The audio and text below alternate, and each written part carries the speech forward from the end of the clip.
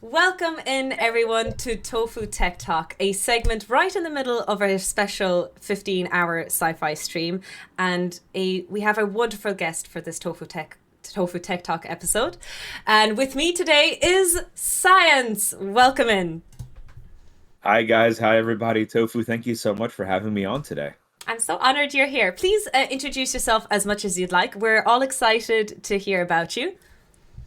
So my name is Balint. I'm actually one third of the science stream. One The other third. two thirds, Oh. yeah, the other two thirds are my wife Lita, and our little baby girl, baby Alona. She's 14 months old. She doesn't have her PhD yet, but you never know. She could be working on it fast. There's still time for a PhD there. Yeah. Lita and I have our PhDs in molecular biology from Dartmouth. We studied genetics, behavior, neuroscience, epigenetics, and more in fruit flies. We also got our master's at the same time at Emory University. And I guess on top of that, we also did our postdoctoral research at the University of Pennsylvania in epigenetics. And then we're Twitch streamers as well. So we stream 7 days a week, bringing all kinds of science content, trying to make science fun and accessible to as many people as possible. Sorry to interrupt you before. There's so many questions I have there. Epigenetics, for someone who doesn't have a biology bone in her body, pun intended, what does that mean? So think of in your body, there are cells, right? There's liver cells and there's neurons. But in those cells, you have all the genetic information for everything. So Okay. how does something like a liver cell know to become a liver cell and a brain cell knows to become a brain cell? So Okay. only certain genes are turned on and off. And those genes that are turned on and off are called epigenetically regulation. So it's a temporal kind of regulation. They also do regulation where if you have a traumatic experience, let's say, you may be able to actually pass on that information to the next generation. And so that means there is not a mutation in the gene, it's just that gene expression is changed by either chromatin structure or by priming that region of the DNA to just be turned on a little higher or lower, again, based on environmental cues. I think the easiest way, I'm gonna jump to ants already, Okay, is let's go. if you look at ants, right? You look inside a colony, there's big ants and little ants. Mm-hmm. They are genetically identical. Okay. Like if you sequence their genome, it is the exact same thing. And you might be like, well, Bulent, if they're the exact same thing, why do they look different? It's because of epigenetic control. So during development, some genes are turned on to make a soldier, and others to make a nurse. And even though they have the genes to be a soldier, that nurse is just going to be a nurse. And so that is called that tight control is epigenetics. And how is it triggered? Is this just statistical probability that it's in the code that like 10% of the time it will activate? I'm not sure exactly. Is it just like a probability kind of thing? So that is a great question. So in honeybees, we know we have the answer. So in honeybees, you have a similar phenomena where you have the queen bee, and then you have the drones and worker bees, and you can make a queen bee by feeding her royal jelly. That so again, genetically, they're almost identical. The babies normally will become a drone. Once they are fed royal jelly, they'll become a queen. And so it was like, well, what's in the food? And it turns out there's a molecule that will turn off and on certain genes Okay. that drive them towards queen. So in ants, tofu, actually, we do not know. We don't know because For what they do is science. This is the science well, part of well, it. what so you they don't they're not fed a particular like diet Mm. like independent. Instead, there's this phenomenon called trophallaxis, where you have the worker spitting into the mouth of the larva. And so we suspect there's something in that saliva in the food, but we have no idea what that molecule is. Okay, we don't kink shame. That's fine. Ants can do their thing. That's fine. It's all good. All good. All good. We And don't but we we don't. do think you are right though, like in the mathematical side of things, we suspect there's a density question where Okay. at us like you won't see soldiers up until the colony is this X size, which is a bigger size. And then Oh. so there is some kind of feedback, but we have no idea like what the metrics of it are. There's such little information known. Tofu, it's kind of frustrating. Like we just don't know. Okay, that is so. I have so many questions, but I feel like I just wanted to get the introductions first. I'm so sorry for going on tangents because No, we had this is why we're here. I think it's fascinating that you met. I'm going to assume you met your wife during your masters. Is that how it happened? Yeah, so we were down at Emory. So down in Atlanta, Georgia, there was a program that I could do a bachelor's and a master's in Hmm. 4 years, and I was like, Oh "Yep, let's yes. do it." So you had to take graduate level courses, but you also had to do a master's thesis. And so I actually started in a research lab, and I was studying the evolution of the immune system in fruit flies. So Hmm. we used 24 different species of fruit flies and infected them with 24 different species of parasitic wasp and figured out their immune reaction and actually pinpointed on the phylogenetic tree, so like the family tree of life, as these animals evolved, where certain immune systems started, where certain cell Mm. types were lost. And so it was like a very classic biology driven experiment. And Lita was there. She was doing her master's in public health, studying DDT resistance. DDT. Yeah. So the DDT is the pesticide, so insecticide resistance. Oh, okay. Interesting. And so Okay.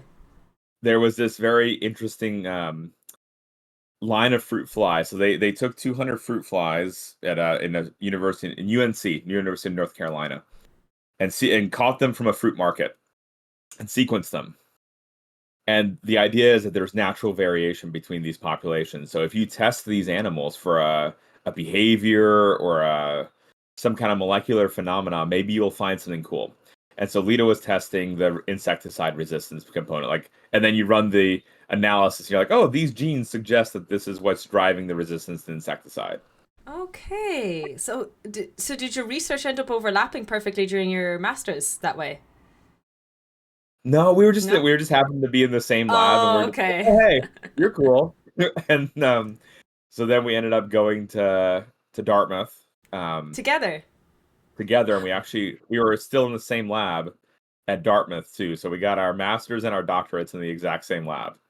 Okay, I was gonna pry a little bit personally if this is too personal. No, Don't answer. no. Were you already in a relationship together, or was this completely all coincidental that it happened? We were in a relationship after we joined the same lab, so we knew each other for a couple of years. Okay, Met in '08 and then became a couple like in I 2012. see. No, that's so awesome. So you became friends for a long time, or colleagues at least. Yeah, For yeah. And actually, it's always funny. People are like, "Oh, aren't you sick of your wife? Like you work together and live together?" I'm like, "No, I mean, you know the life, Tofu. I Mm. imagine the physics is similar, where you don't get to see your significant other because you're in the lab 18 hours a day." Yeah, well, I was during my PhD. Yeah, I'm exactly. Yeah. jobless at the moment, but yes. No, no, you're a partnered Twitch streamer, educator extraordinaire. Why, thank you. Why, thank you. Boosts my confidence so much more. Appreciate that. No, it's so nice to hear that couples finding each other through via science. In fact, not every not every male scientist that I know, but just my friends that are ladies, I know that they are all dating scientists as well in their field. I guess when you're stuck in the lab, you have a very limited dating pool. And 100% right. If you're there the whole time, Mm. it just eventually just happens. Actually, when we joined our graduate school lab, so Lita actually moved the year before me. I stayed at Emory and was a technician for a year to finish out a paper. So we were looking at the evolution of behavioral immune systems, Hmm. and we actually like I got a first author science paper out of it. So that's why I was staying an extra year down there. And then I moved up, and so then Lita had already kind of picked out a lab for us, which was kind of cool. Nice. And the professor Charging was like, forward. she's like, is it the professor like, is this going to be a problem? Right? Because, we're dating and it's like, how serious is this? And we're like, oh no, we're planning on getting engaged. Like it was planned out. Like, oh, we're about this time we're going to get engaged. Um, and then it was like, all right, let's give this a shot. And yeah, everything was totally fine. But there is that worry, right? Like if you're in the same lab and you're dating, there could be Yeah. some kind of negative effect if there's a breakup. And actually, we had that where we had a graduate student and her significant other was hired as a lab technician, and then they ended up breaking up, and he gave his 2 week notice, and that was that. So it's like it is a complicated situation, but for us, it worked out no problem. No, that's so fantastic here. And obviously married and have a 14-month-old baby now. She's soon be doing a PhD, I'm sure. Except push her to physics instead of biology, but that's just my personal bias. So Lita loves physics. So I know not, Nice. but her dad was a physicist. So her dad was worked Class. at MIT in Lincoln Labs, which is the military branch, Yes. studying like liquid crystals and the physics and electronics. And so if Munchkin became a physicist, there would be no problem with that. Nice. Or to mix it all up, get the chemistry, so you have all three fields covered in three generations. Oh, sure, that's That would be really good. And have family debates and arguments over dinner. yeah, exactly. I mean, I listen, we do have two microscopes in the office, and so I would still love to show her at least the tiny worlds and explore that. But Absolutely. yeah, like honestly, the Munchkin doesn't, full disclosure for chat, she doesn't need to be a scientist. She could be whatever she wants to be, as long as she's happy. Very good, very good. So that I suppose that covers the introduction, basic introduction. That was your research PhD, and you are working at the moment as a researcher or in a lab. However comfortable you are with answering this question. Yeah. So Um, I'm currently at the Genetic Society of America. So it's a lot of science accessibility, a lot of scientific conferences, a lot of trying to like frame some science policy, publication landscapes, those kinds of things. mhm. Um, but so that's the current position. I also consult for a science toy company. So there's a toy company here in New Jersey called Horizon, and they specialize in STEM related toys to get kids excited. And so Lita and I do like the write ups for the product. Like here is the product, here's who it's meant to be for, and then we write the science blurbs about it so the kids like what the kids are going to learn.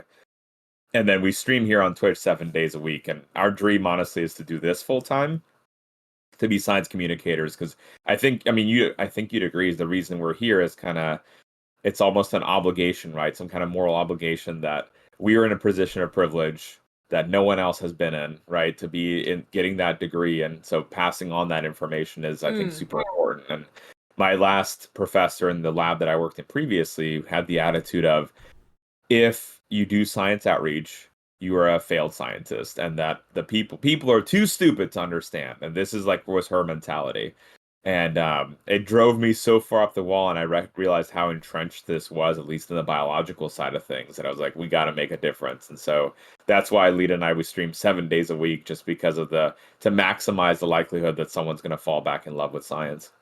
Oh no, I like that idea of being like making science accessible to people who didn't grow up with science. You know, it's one thing that we did it for high school level, then college and graduating and doing a job about it. But I think what's really cool about science communication is being making it more accessible and just getting people interested who didn't come from a pure background. And honestly, well done to you. And your wife, 7 days a week. How do you guys split the schedule between each other? I need that work ethic. So I mean, I have the 9 to 5, and then she's on with me on Tuesdays and Fridays.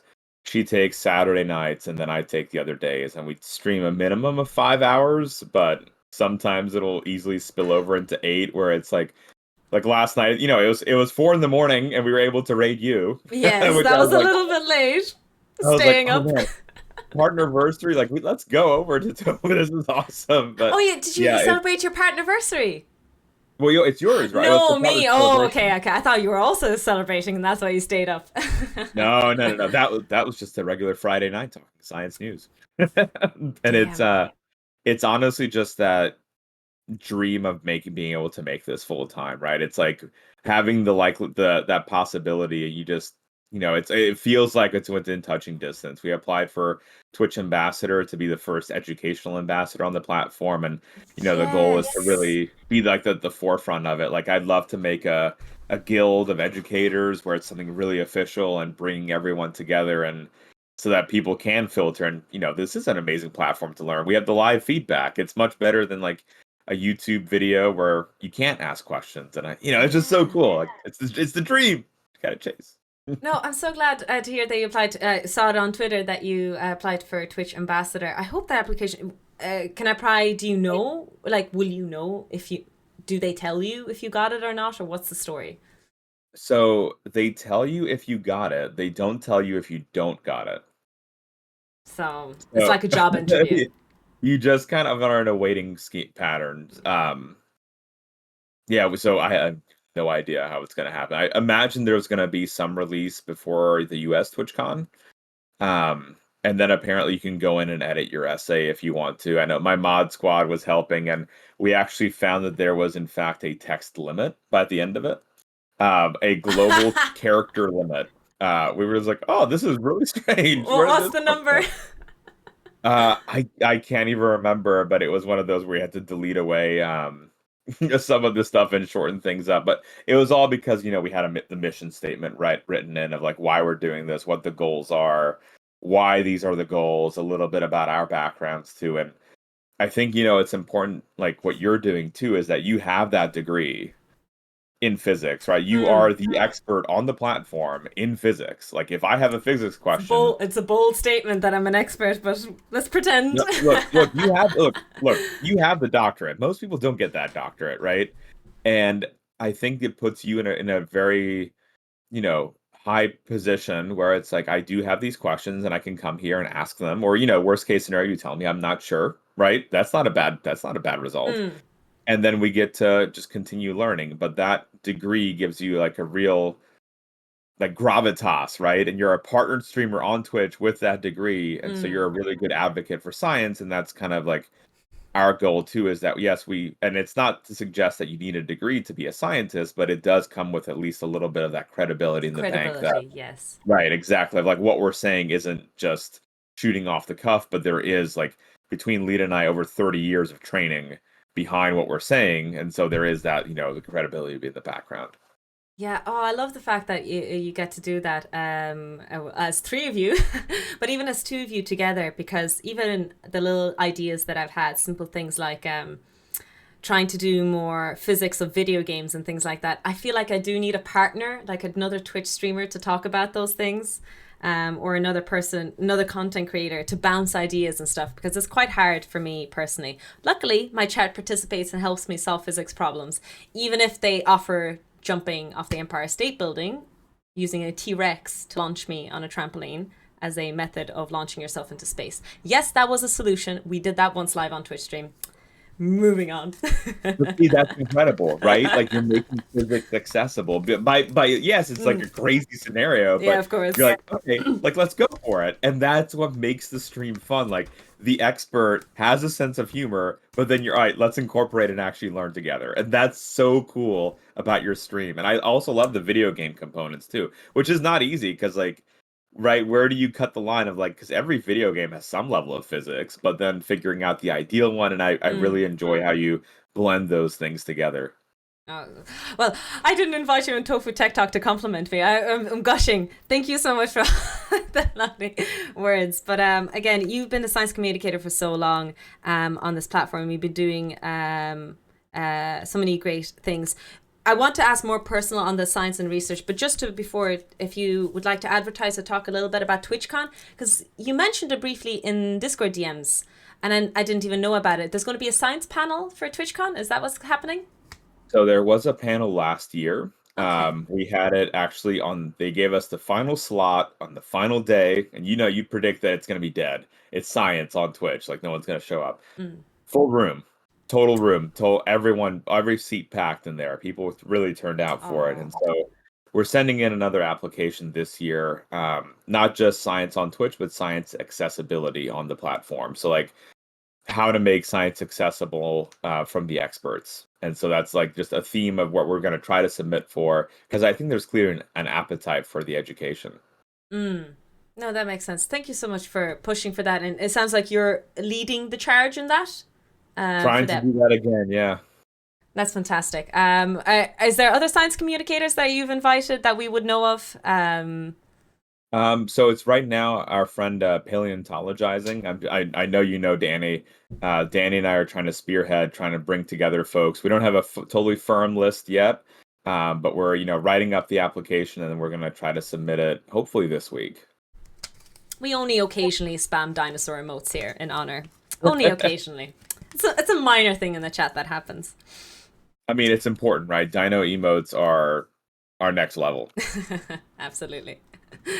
I think we talked about it actually before on Twitch stream. I think we all went through a dinosaur, like is that just a normal nerdy science geeky child phase that we all went through a dinosaur phase in our childhood? I think we all must have had it.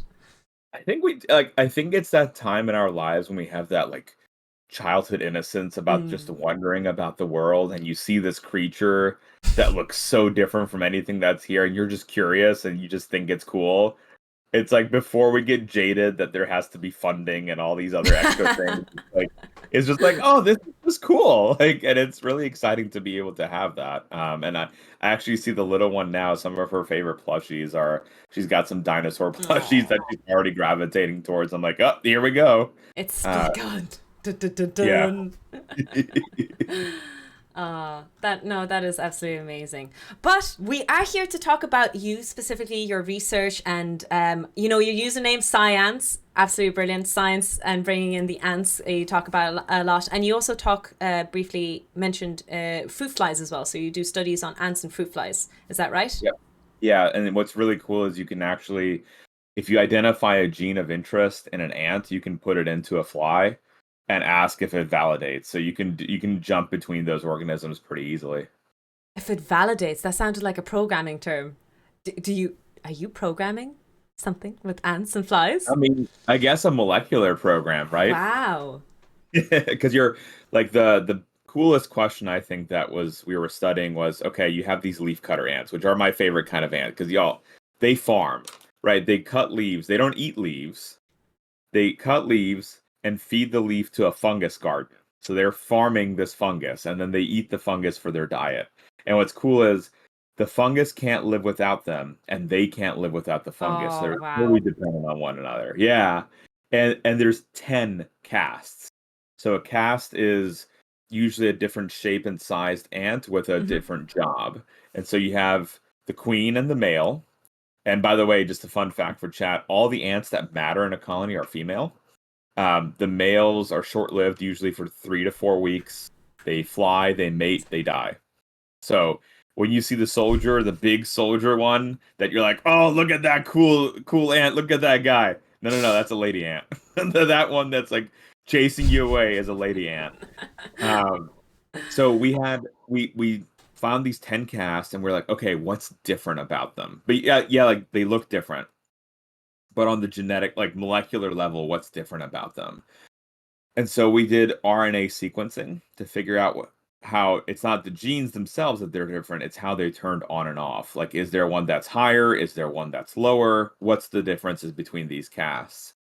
And we found that there was this neuropeptide called neuroparsin that's really, really cranked up in a soldier Okay. and cranked near to zero in a nurse. Is it like And- testosterone similarity?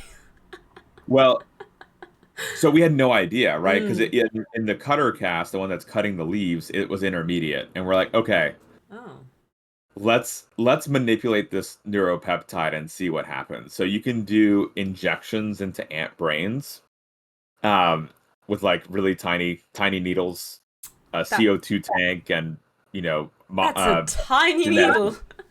Yeah, like, and also you crack a little hole in their skull and inject this, genetic modifier to turn down basically like a dial of a gene. So instead of having it really turned up high, you turn it down low.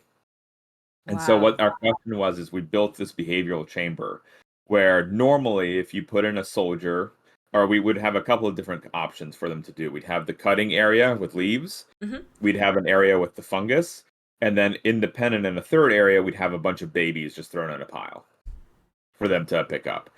If you throw in a soldier, the soldier just sits there, walks around on patrol a little bit, and then sits down and is on standby. Okay. If you put in a cutter, the cutter goes in there, cuts some leaves, and takes it over to the fungus. The point is, neither of those two will ever touch a baby. Okay. So they don't have the. I'm guessing that's the nurse role, right? Right. And so if you put in the nurse runs in there, panics that the babies are like in a pile, not with fungus, and she starts picking them up and moving them over every time. Like very reliable data. And so the question is, okay, let's manipulate this gene, this neuropeptide, and see if we alter behavior. And it turns out if you take that soldier that has that really, really high level of that neuropeptide and crank it down, she'll actually start moving babies. Like she will never have touched a baby before, and then she picks them up and starts moving them toward the fungus. And so you're Wow. able to change their behavior as an adult by changing the levels of a neuropeptide.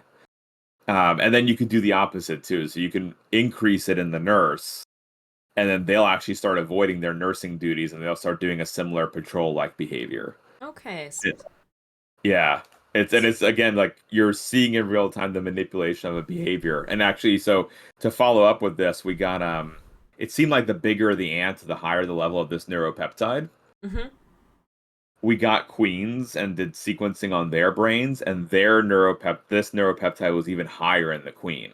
So it kind of scaled, it seemed like, with the tasks in the colony where the queen just sits there and lays eggs. That's all she does. There's also a patrolling ant, right, for the soldier. And then the more social you are, the more that you're interacting with other ants, like the nurses are constantly interacting, it seems like that gene is going a little bit down. And so we wanted to see if this is true in mammals. And there's only really one mammal that's the equivalent of living in a colony, and that's a naked mole rat. And so we did some sequencing on naked mole rats and found because they also have a queen, and Okay. they What? have, yeah, there's one reproductive in a naked mole rat colony that is their Damn. queen. Yeah. And so we got tissue samples and sequenced them and found the exact same thing. So from an insect to a mammal, that social interaction and that almost status hierarchy of jobs is governed by the exact same neuropeptide. And just to pry about the naked mole rat, is that because it's the only mammalian species that has this kind of hierarchy in this system, and is that's the only reason why it matched in the study, or are there actually other mammals as well, but they just didn't match? So that's a great question. We only looked at the naked mole rat because of the colony structure. There are like, there's an analog equivalent of the neuropeptide of this neuroparsin within other mammals too. We just didn't look yet and see what the function is. It doesn't necessarily mean that there's not a function, but like Mm. this was such a cut and dry result of like the even the social structure is so similar where you hear is the queen, right, soldier kind of situation, like all right, let's just give this a shot. It was a crazy idea too in the dark, and it ended up panning out, which I thought was really exciting. And what kind of results does from this experiment? What not just conclusions, but applications could it lead to? I know that's such a horrible funding question, but this is the funding. This is the big suits up ahead are asking this question. Well, it comes to the whole question of why study ants, right? Because that could be even on a broader level, right? Yeah. Like, and in part is because of that genetic regulation. So this, right, we talked about how those casts are so different in size and shape and job, Hmm. but and it's not again because of the DNA. It's how that DNA is turned on and off. And so those modifiers that regulate the genome, if we knew what they were and if we knew how they behaved, maybe we can use that for medicine. Where let's say in a cancer cell, you have an overactive growth gene, which is pretty common, right? For cancer, it's out Yes. of control growth genes. If you had a way to target to turn down that particular genetic element, because you could direct it to a particular region of the genome. I mean, that's the similar process that's happening in the ant as well. Like, it's not the cancer, but you're directing towards a spot in the genome. So understanding this regulation without going in and chopping up your DNA and mutating things. We're just going to go there and we're going to turn this back down. And so like Okay. that's one big component. There's a second avenue here too of like, we talked about how this neuropeptide is different in the different casts, but there's other differences too, including genes that regulate lifespan. So there's another cool ant species called the Indian jumping ant. It is from India and it And it jumps. jumps. Oh It, no, that sounds awful. it has tofu huge eyes to the point where if you open up the nest and you look at you can tell it's looking at you, and Indian it jumping wiggles its butt ant. at you. Yeah, and it's like the length of your thumb, just to give you that image, right? And I think what's really exciting is any worker in that colony can become a queen. So if you remove their queen, the workers will actually fight with one another with their antennae. They hit each other. Okay. And every day fewer and fewer ones are fighting. They don't get hurt. Think of it like you go into a gym and there's all these frat boys, right? And they're punching each other's chests like, "Hey man, are you fit?" Like, "You fit, man?" And Are then they they're like, hyping "Yeah, each I'm other fit." up? Like, "I'm fit too, man." And so like that, so they're not hurting each other, but it's like this dominance display. And at the end of the like about a week, there's one victor. There's one ant in charge, and she becomes the new queen. But what? Okay. Okay, so it's not just that she's the new queen. It's she starts laying embryos. Her brain shrinks in size. That's weird. Oh, and her lifespan multiplies by 6. Smaller brain equals longer life. Okay, okay. I'm going to write that down. Sorry. Well, but so like the wild part, right, to me is that lifespan because they have the gene to have them live a long time. It is just not turned on in the worker. It's only in the Mm. queen that it's turned on. So the question is like, what is this gene? It turns out it's actually a duplication event. So it's a copy of the gene that already existed, but it's modified a little bit, and it helps these creatures live longer. And then on top of that, what I think is really cool is not only does it help them live longer, um, but it's only turned on in the queen, and that's the thing we're trying to figure out. Like, imagine if you can turn on this gene, if as we're getting older, it slows down aging. So the neurodegeneration slows down. Like these animals have the profile of young creatures, even at an older age. So again, these queens, instead of living like a worker, like a year and a half, 2 years, they Hmm. live 6 to 8 years. 6 to 8 And years, a little ant. Just to compare it, a yeah, well, hamster lives 2 years. well, I And a mean that's hamster is a nothing. bigger thing. Those leafcutter ants, queens, they can live 30 years. So What? yeah, yeah. So like the only reason you study it in these shorter lived ones is because you can shift the worker to being long lived. And then where it gets really crazy to me is if you take that new queen that has changed and has, become this queen and she's gonna have now this multiplied lifespan. If you take her and you put her into a nest that already has a queen, they will revert her back to being a worker. Oh, they And the don't way kill that her. Okay. so it's a weird one. Normally, if you mix colonies, they fight each other. Mm. This species we think is a more ancestral state. They're very visual. And so if you put in a worker or a queen, if you put in a new queen, the workers will actually hold on to her until her ovaries shrivel and she stops laying. They can tell that based on scent. If they smell different, if they're reproductive or not. And if that now reverted queen has lived longer than a worker's regular lifespan, she dies. So that gene for long life is turned back off. And it's really so like that fine control of this long lived gene would be really amazing to be able to utilize this like with humans to that level of control. We actually do have an equivalent kind of gene, except it's been implicated in things like autism spectrum disorder.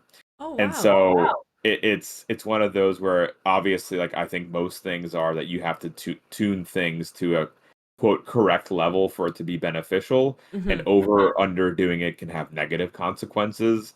So at least in mammals, we don't even know yet if we were to turn on this gene to a higher level, right?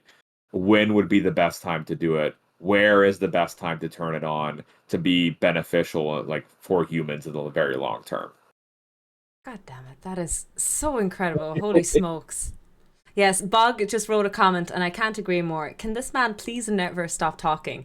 The amount of information absorption here.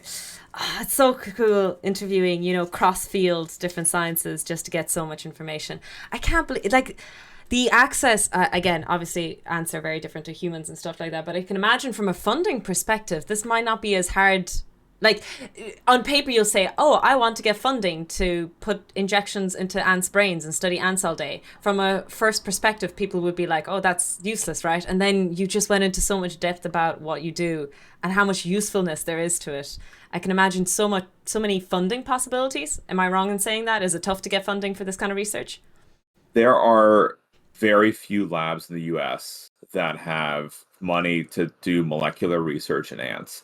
Most of the funding is National Science Foundation. It's more of the ecology, evolution, behavior of ants, which is great that there's money for it, but that's roughly like a $200,000 for multiple years, and most of that gets eaten away with overhead, which is going to the university and of course salaries. And Yeah. so you can't really do like the sequencing experiment. So there's about maybe 5 labs in the US that have R01 levels, so the high level grants where they have the molecular training and to be able to do this kind of research. It is in fact super rare, but primarily because too, like before gene engineering with CRISPR, you really didn't have the opportunity to do a lot of genetic manipulation in these animals. You had to do it in animals where you have a genetic tool, like fruit flies.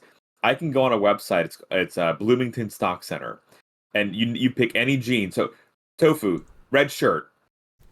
That is a gene named in fruit flies, named after Star Oh. Trek. Yep. Because and the flies die early because the red shirt ones that get off the ship early, right? They're the ones that I die just first. learned that today because I was like, I'm so confused because the uniforms are mixed up with the original series and the rest of the Yeah. TV show. So I was very confused why it was specifically red shirt. I get it now. I get the joke now. But so like that's one of the things where you can just go online and pick a mutation, and that's great. Like any mutant off the menu you want, or any neuron that you want to manipulate, like you can just order that now. There isn't a resource database like that in ants or bees or mosquitoes, right? These are the other organisms that have been heavily studied, and so because of that, that's another reason why things are harder. You would have to be the one to make the tools. You're gonna have to be the one to go in and do the pioneering side of things on that front versus, if I propose this very similar thing in fruit flies, it's not the right system because it doesn't have the social element to it or the epigenetic side of things, but at least you already have a toolkit available. And so I think that's a limiting factor as well. And not just in ants, but a lot of different organisms that are, sound really exciting and cool. And you're like yesterday we talked about a paper on sugar gliders, which are marsupials, and they were looking at the genetics behind what gives them the flap of skin from their arm to their foot that allows them to have flight, and they manipulated that gene, which again, it's like, oh, that's so cool, but like that is a very big endeavor in a system that has never been studied before, and like figuring out how to do gene engineering, it's different in every organism, so it's not straightforward. Which again means more funding that you need. That would be a very long project. That's not even like a little PhD thing. That would have to be a team working basically on that. We had in the lab when I was a postdoc a graduate student working for 4 years as her main project, annotating the one of the ant genomes, meaning going in and identifying gene bodies, regulatory elements, what those genes are likely doing, right? Which again, you need a genome to be able to do molecular questions and manipulating genes, and so like one person's doing that for 4 years, like that just that's how many people are working on it. There's not that many, but as soon as you start opening up the doors and having people have access, you'll start more and more researchers will getting into it as well. Hopefully with more time and things and like I would expect it's not technically microbiology, but molecular biology would be the category. Animal biology, what would be the proper term for your field? Yeah, molecular biology. I Yeah. would say like it's relatively new field in comparison to a lot of other sciences, for example. So I guess there's a bit of an exponential growth to it. Hopefully you'll have some momentum with funding and research. Yeah, I mean, there's that, and also like the affordability of the instrumentation, right? Like, you know, 20 years ago, sequencing an organism would be a cell paper and like the money behind it, and now you can sequence an animal overnight, its genome. Like the pricey part is actually the analysis, right? Without the analysis, then you're like, oh, well, I don't know what to do, but you can get the data, like all the A, T, C's, and G's in an Excel sheet, and you have it. So that's just now. It's not that a few $1,000s is not a lot, but it's much more affordable than the 50 or 100K it was 20 years ago. Yeah, no, you're absolutely right. I completely understand the point there. I am going to go slide to the interviewee questions that have been logged by the chat. I wasn't keeping track of them. I apologize. And so it might seem very backtracky. They'll be all over the place because they were asked during different moments of the talk. No, let's do it. So I'll just go. There's two humorous questions in the beginning. I'll leave them to the end. So in case anyone who redeemed them, don't be offended. I'll go back to them. Are there any applications of epigenetics in the works or in practice already? Pharmaceuticals. So you kind of touched on this already, but is there anything already existing that you know about? There was actually a paper that came out a few weeks ago looking at it for diabetes. So attempting to regulate insulin levels by transfusing human cells with epigenetic modifiers to alter the level of insulin, the gene production. That's all based via epigenetics, and there's also several cancer therapies that are going for this as well. So the difference is, let's say, one method to fight CRISPR or to fight cancer right now is to CRISPR your gene, maybe to go in and actually introduce a mutation to stop, to turn off the growth or introduce the corrected version of the gene. Mm-hmm. That can be difficult because you might have off-target effects. You might cut other sites. And so this methodology that was been proposed is you actually use epigenetic modifiers to bind to the DNA. You don't damage it, you don't cut it, you just sit on it, and that prevents anything from being turned on. You're essentially blocking the activation, and that's using an epigenetic modifier to do so. So again, primarily two disease states that I'm aware of so far. That's the cancer, and again, like a few weeks ago in diabetes, they successfully showed this in yeast cells, and now they moved on to human cells, and hopefully doing more human testing on that front. But that's definitely a huge avenue of treatments across many different disease states now. Yeah. So, but both of them are already at human trials. It's not common practice, but it's already at human trial stages. That's right. Early on for the diabetes part, for the tumors, I think there's multiple different drug trials at different stages already pushing. I don't think any, to my knowledge, have been passed to through phase 3 that's like for mass public use yet, but it is definitely in the pipeline. Okay, okay, that's great to hear that it's already being pushed forward and it's being tested. Big Boss asks, I like this wording. If DNA is life's code, are epigenetics the variable values?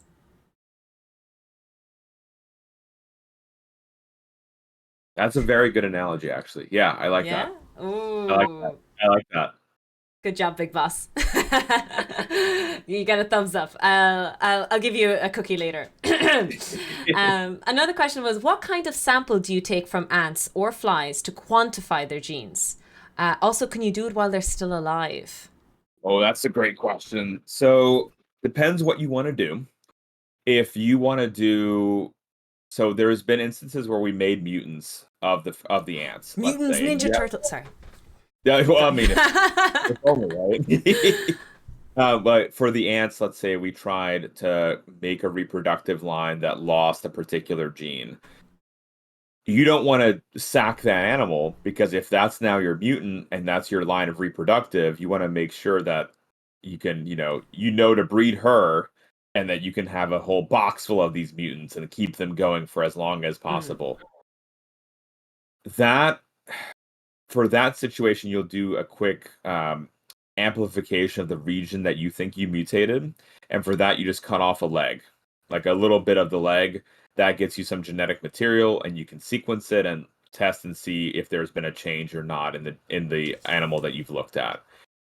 For the RNA sequencing that we did to analyze what are the RNA level differences between these different casts, you have to pop out their brains.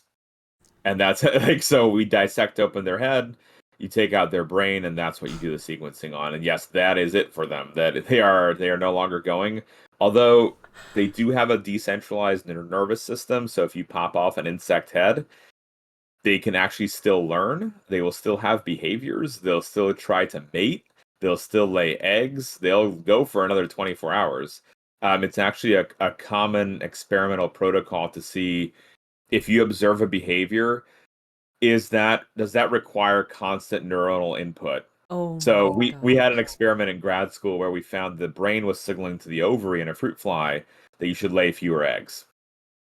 And the question is it a continuous signal or is it just like a one-off signal? And so what we did was we chopped off the head after the stimulus was given, and then that headless fly started laying more embryos than before. And so that meant that they needed a continuous signal from the brain to the ovary rather than a one-off signal. Wow. This is very uncomfortable for my chat. Just to make sure, my community are called lab rats, and I joke about experimenting on them all the time. I think the spam usage of lab rats at the moment, very terrified lab rats. We won't be experimenting on them just yet. Don't worry, chat. Don't worry. While you were talking, I wrote it down to keep track of the questions I get. What's the ethics like? So when I do my physics funding applications, we actually have a little section for ethics, and luckily in physics we can keep it blank unless we're creating a black hole and we're destroying the world. We don't really need a thing for that. But I guess in biology it's almost mandatory. What's the discussion of the ethics like for research on ants and flies? Because you are beheading them and doing weird things with them while they're alive. So that's a great question. With insects in the world, this is a worldwide phenomenon right now. It's the Mm-hmm. Wild West. You can do whatever you want. There is no ethics statement. For mammals, like our lab rats here, there are ethics statements where you have to ensure that they are cared for, that there's not animal suffering, that everyone is maintained like health wise, and you know that's very important for all mammals. There is nothing like that in insects.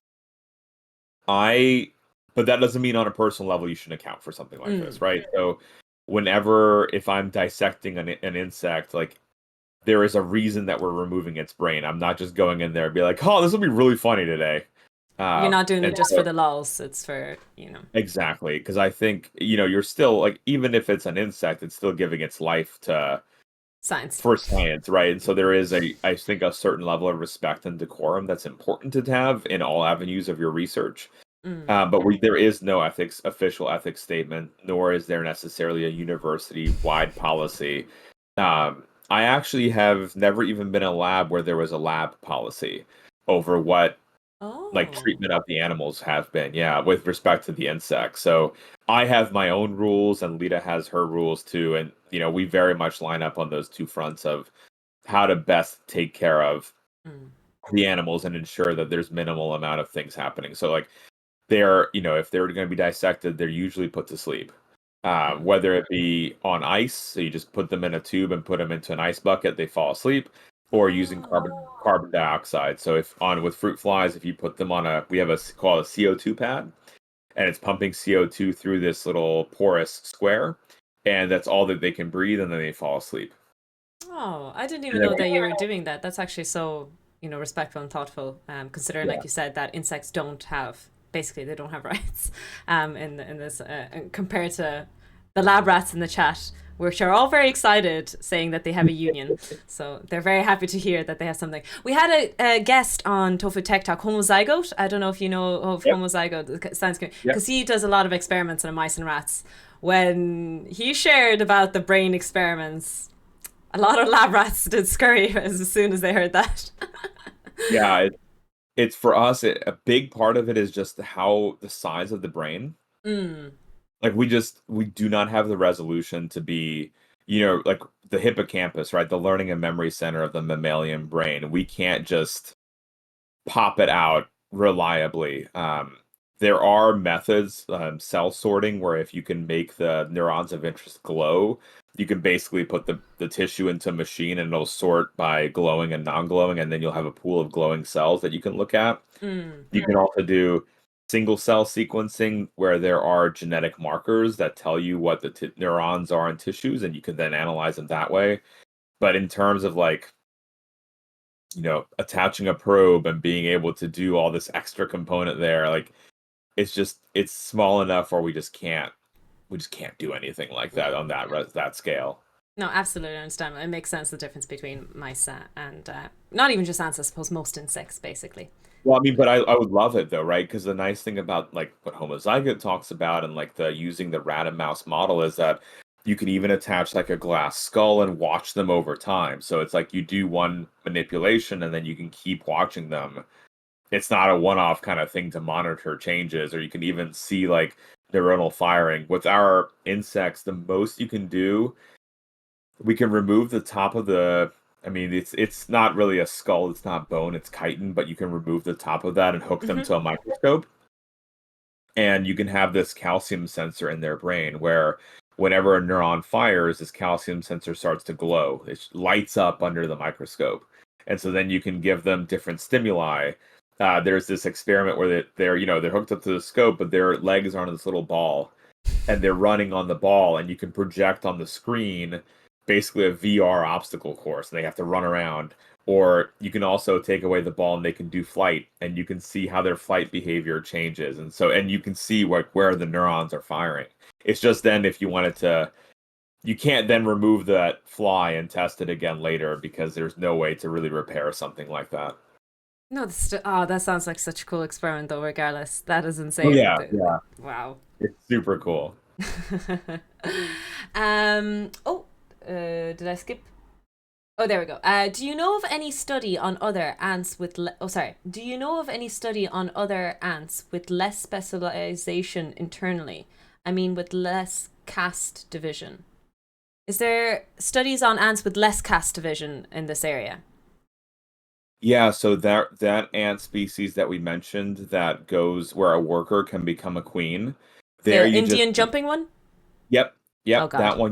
that one you just have two castes. There's queen and worker. And then Oh. I guess there is the third one of male, but that's more We of like the disregard animal. males. I mean, like honestly, Tofu, those males, if you look at them, they have wings, they have a super tiny head and a tiny, tiny brain because all they need to know is how to fly and how to mate, right? Like they don't even eat. Like they're just so Oh, short-lived. they That's don't all. even eat. Oh, I've heard of They just, this. yeah, they just like hop out, they mate, and then and it's not like a praying mantis kind of gig where the females eat them. It's just they're like, I made it. All right, I'm dead now. Like, so there in that system, it's just worker and queen, and actually you cannot visibly tell apart the worker and the queen. They look identical. If you did have a true queen, it would be because it had wings. And by that, I mean she can fly off and distribute her genetic information elsewhere. Hmm. And then she might tear off those wings. But because a worker can become a queen, there might be a whole colony of queens or like individuals and workers and a queen that all stemmed from a worker. And so then you honestly visibly cannot tell them apart. And then there's the other one that I've worked with is carpenter ants. Carpenter Carpenter. ants, yeah, they have two castes in addition to the queen. They have what are called majors and minors. So majors are the soldiers, minors are the nurses. And they do have like visible differences. So that one is big soldier, and then the nurse is little. And so those you can tell them apart. So there's different amounts of specialization. You can go from everything from like almost no specialization, like in terms of visibility in the caste system, to like the leaf cutters that have 10 different castes. Just to jump in on that, is there any reason why the nurses are small? Like, I understand why the ants have to be bigger, because physical strength, I suppose, to be able to do the work. But there's nothing stopping the nurses from being large. So, is it an energy conservation kind of expression of the gene? Again, I'm jumping here. Not a not an Yeah, expert so in this field, but I just wonder why, if there is no need for them to be smaller? Why did it evolve that way? so the very first cast that hatches from an ant colony is called a minim. So at the very beginning, a queen flies off and starts her own colony, and Mhm. her job is to lay eggs as fast as possible so that she doesn't have to be the one to go off and do anything, right? Because like if she dies, the gene line, the bloodline dies, right? Mm. So she has to be safe. So the first cast is called a minim. Those are really, really tiny and they develop really quickly. So instead of the new normal 3 months to development, it's like a month and a half. And the idea is pump those out as fast as possible so they can take care of us. The nurses take about 3 months to hatch, and they're again on the smaller side. If you make them bigger, they take longer to develop. And so it's just, I think, population turnover and population dynamics as to Mm. why they stay on the smaller side. And even those small ones are big enough to carry the embryos, brood, feed them. And there's some casts too where there's this age difference in behavior. So you'll have the older nurses, instead of being nurses, they become foragers. And so they'll actually go outside and they'll start looking for food instead of being nurses. And the reason we suspect that is because like they're already on the older side, so this is the way they end up. Like they don't need to survive anymore. Like they're kind of on the older side, so they can leave the Mm. nest, and if they get eaten, it's okay. Okay.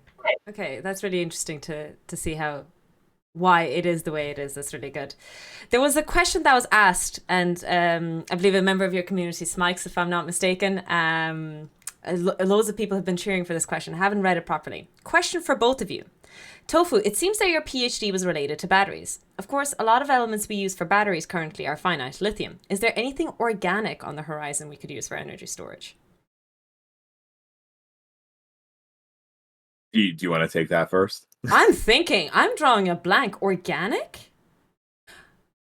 Do you know of anything organic battery wise? So yeah, that is a great question. There's a lot of energy storage in Few, in right? animals Oh, that we okay. study. Um, but in terms of applying that to like an energy cell in terms of that storage, I think it's a little bit of a ways off. So like one thing that we've studied is like energy siphoning from those parasitic wasps. So when they're inside of a host, they siphon away that energy and you can actually see it moving between the organisms and then it's stored within a particular cell type and then Mm. released upon a need for energy. That's similar, I guess, to the idea of what the battery is supposed to do, but I haven't seen anything yet of how that ends up being applied to like actually being utilized and like as a battery itself. But Yes. maybe I mean, presumably you have more expertise in this than No, I do. from a battery perspective, I've no clue. Like we do have bioenergy; it's a big thing, biofuel, bio everything like that. It's very much research. There's efficiency discussions and talks about that. Problems as to why it's not been pushed as much as other stuff at the moment. But from an energy perspective, I have no idea. That sounds really sci-fi to me. But I just got really excited because I remembered something from my biology, as we all remembered from our biology. The mitochondria is the powerhouse of the cell. I don't know why I had to say that. I got really excited mid discussion. But yeah, I don't know of anything. I've never heard of anything from an energy storage perspective. But that's a really cool thing to look into. I'm going to write it down. That might be an interesting science and tech segment. Bio It, batteries. I mean, there may very well be like the beauty of studying animals too is there might be something in the animal kingdom that has that level of energy storage. Like A4DD mentioned the possibility too of like electric eels, and so maybe a little bit of their energy storage, or maybe there's something else that stores energy in a way that could be released. But I don't know. I haven't seen anything that I feel like is sufficient enough to really drive home that point. I'll look into it. I'll personally look into it. I'll make a point to Google Scholar it. Right. uh, there's a question from Science Vish. Are there pics of these ant brains? It was when we were talking about ant brains earlier. Do you have pictures? Do you share them on your social media by any chance? I do have the pictures. We have a bunch that I've dissected and that we look on chat because like I can show you the different structures. We have a 3D modeled and printed one, and then yeah, if you Google ant brain, you should pop up with a bunch of different samples. And I don't think anything's like horrifying when you look it up on Google for something like I'm that. guessing it doesn't look anything like a human brain, right? Yeah. Well, Yeah. here I can actually show you. Oh, exciting! We're going to see a brain. All right. So this is the ant brain. So there's a couple of different structures here. So if imagine if the mouth is sitting down here, Okay. top of the head is here. Here's where the eyes go. So there's one eye, and here's the other eye. So you have the retina on the outside. So these are the optic lobes. That's the visual center of the animal. So one and two, and it's a symmetrical one. So you cut it down the center, it's the same on either side. The top of it, these little Cheerio-like structures are the learning centers of the insect brain. So those are the mushroom bodies. So that's the hippocampus equivalent, like for the mammals. This region here is the antennal lobe. So the antenna connects to this with all the neurons, and there's glomeruli here the neurons connect to so they can have a smell that they're detecting. The bottom part is the subesophageal ganglion. That controls feeding behavior. On the back of this, I don't know how well y'all can see it because of the white and it's a little bit Looks bleached, but good. that's the fan-shaped body. That's a Mm. visual learning and memory center. And then there's a bunch of internal structures as well in here that you'd have to cross-section and dissect away. But that's your fundamental brain structure right here. That is a big ant, yes, indeed, chat. That is not what I expected an ant brain to look like. Are those two where the eyes, is that the eyes incorporated in the brain, or is there actual more eyes on the outside? The retina are not on here, so there would be more eye cell on the outside of this part, and then this eye tissue is actually you can if you knew nothing about the ant except you saw its brain, you could actually tell how visual the animal is based on the size of this part of the tissue. So Oh, ants that primarily are underground, this tissue is much smaller. This sample that I have for you right here, this animal is a very visual hunter, and so the optic lobes are proportionally bigger than in other ants, like the carpenter ant, where it's much smaller. okay. That's really cool. So without it, it could be like a different field of scientists who could be looking into this and could give more insight and things like that. Do you have a lot of crossover with other scientists in in the sense of different fields? Well, I guess I've been lucky in that my experience has always been so multidisciplinary. Like everything from the molecular work, a lot of genetics, a lot of neuroscience, even bioinformatics components of it. We even did deep learning, machine learning on behavior. So you take a basically video, you tell the software what the limbs, what the body parts are that you're interested in. So we defined 56 body parts of the ant, and then it imputes and learns what the body parts are in the video, and then you give it new videos, and it actually is able to then identify in new videos those body parts, so you can track their movement, and so it very much comes together. And that's led to a lot of like collaborations with other groups too, primarily the other group collaborations where it's like if we wanted to confirm this in a naked mole rat, or some other creature that's like, well, I have no Oh. idea how to do that, so let's call the naked mole rat expert. I was kind of because you were talking about ethics earlier, and you were saying how you guys don't do it for don't have a strict guideline for insects, and then I was thinking about the mole rats, but it's not your research on the mole rats; it's just a collaboration and crossover, is it?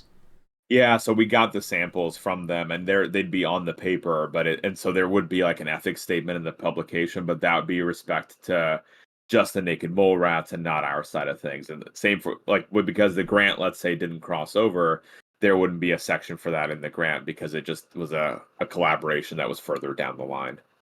Okay. Thank you so much for answering that. I really appreciate it. We have loads more Yeah, questions coming in. It's awesome. Um, hey, I'm here as long as y'all want. I was going to ask because this might, like, I know I said it's an hour and a bit usually. How's your time schedule? Are you okay to stay a little longer? Because if chat keeps asking, I can be here as long as you want me. perfect, perfect. There's just a distracted question. Is Lita a Deep Space Nine reference or a real name? Dabo. No, that is her real name. It's Lita. And yeah, Lita. and yeah, it's I don't.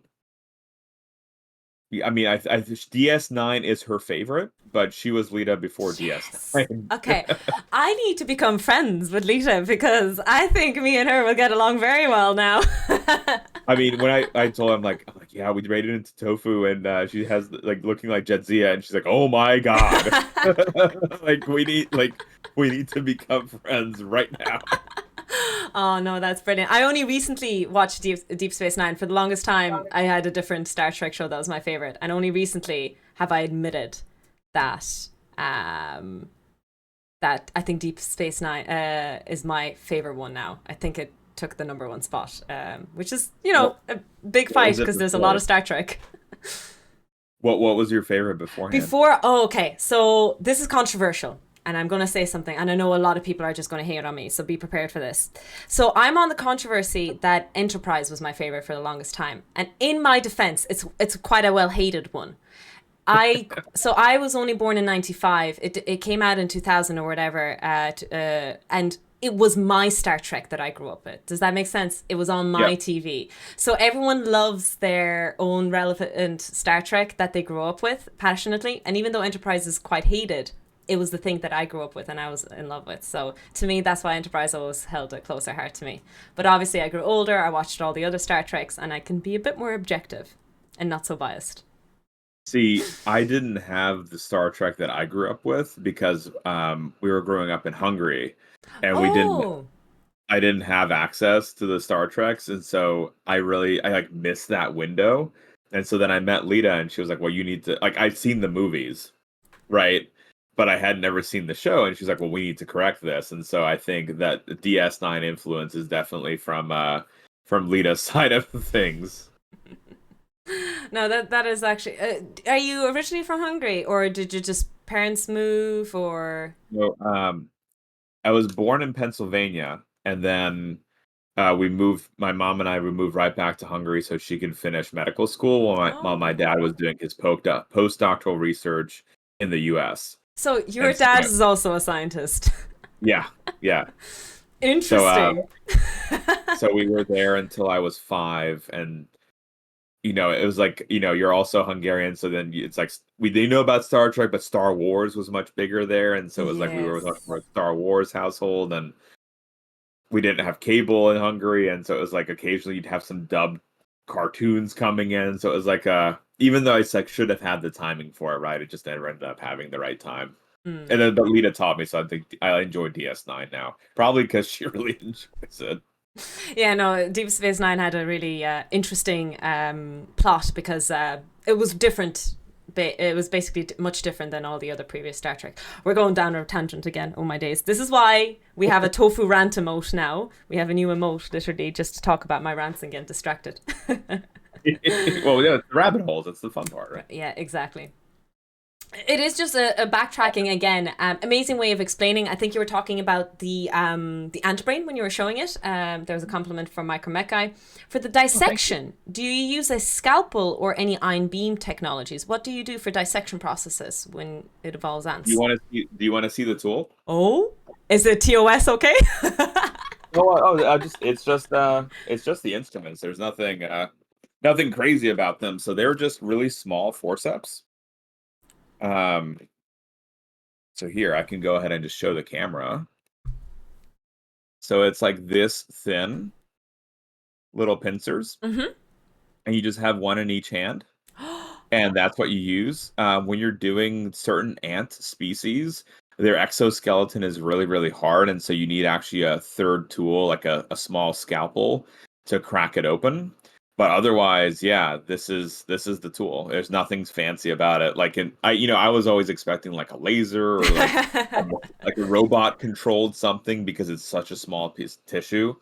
But no, it's just these forceps here. That's your bread and butter to get on into the specimen. Wow. I thought at first you were going to say that you tear them apart with scalpel with the tweezers.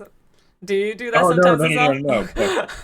Well, because here's the other catch too is inside of the head, there's all this connective tissue. So if you go hog and just start tearing, the brain will actually be shredded because there's like all this connective tissue that'll It's help it's like it's connected into the shell, is it?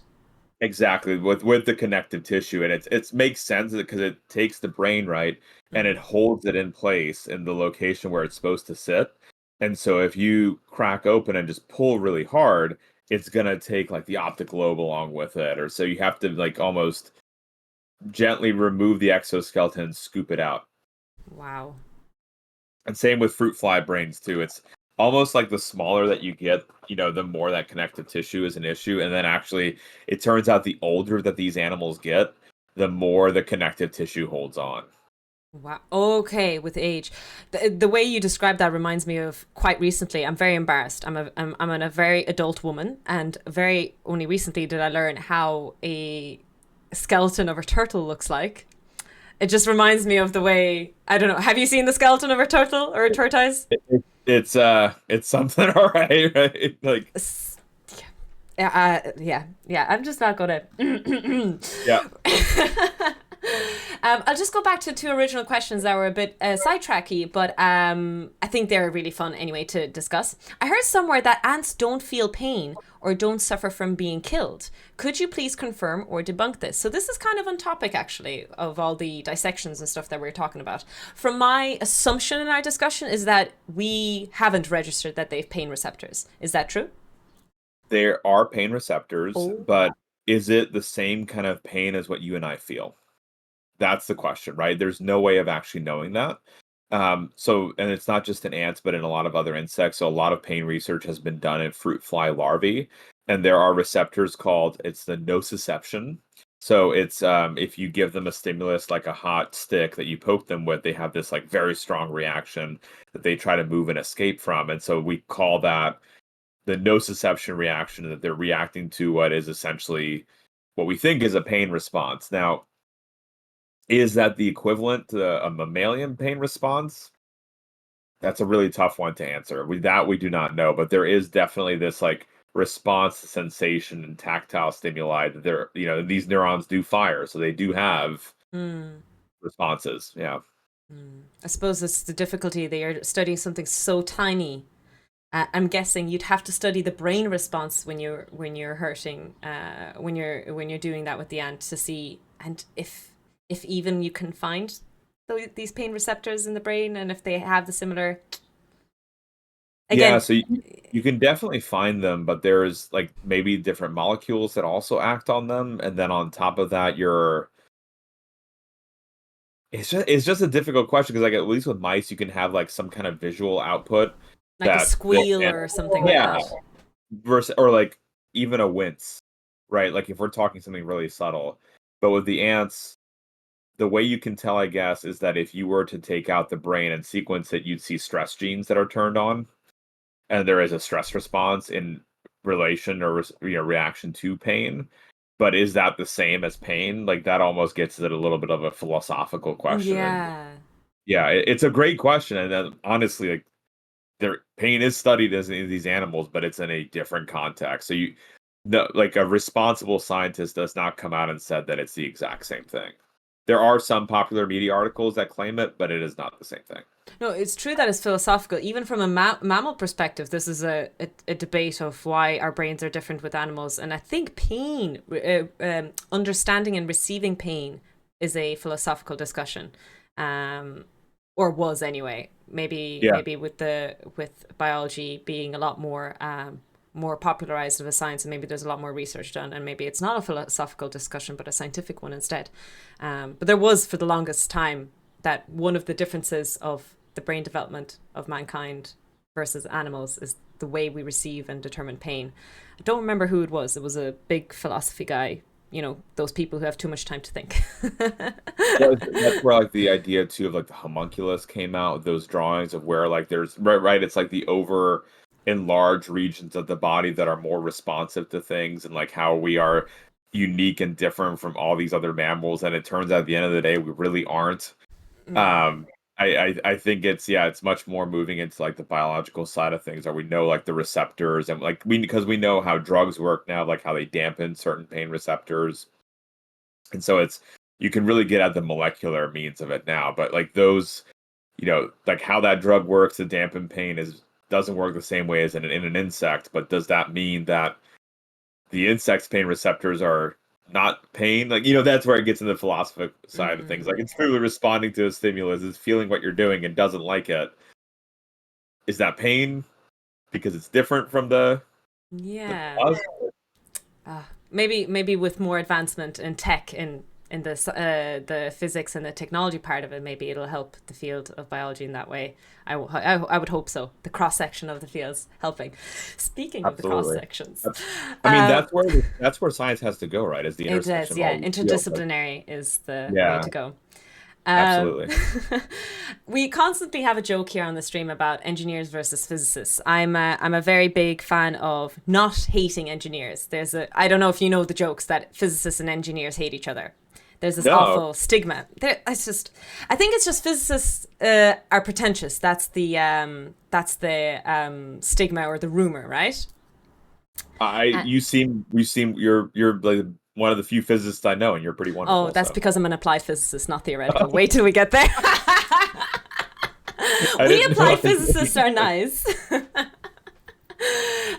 But I wonder, in your field, actually, so because I said physicists, engineers, and mathematicians, there's loads of anecdotes, there's loads of banter, there's loads of digs at each other. Is there usual fields, other than, of course, the classical biology, chem, and physics?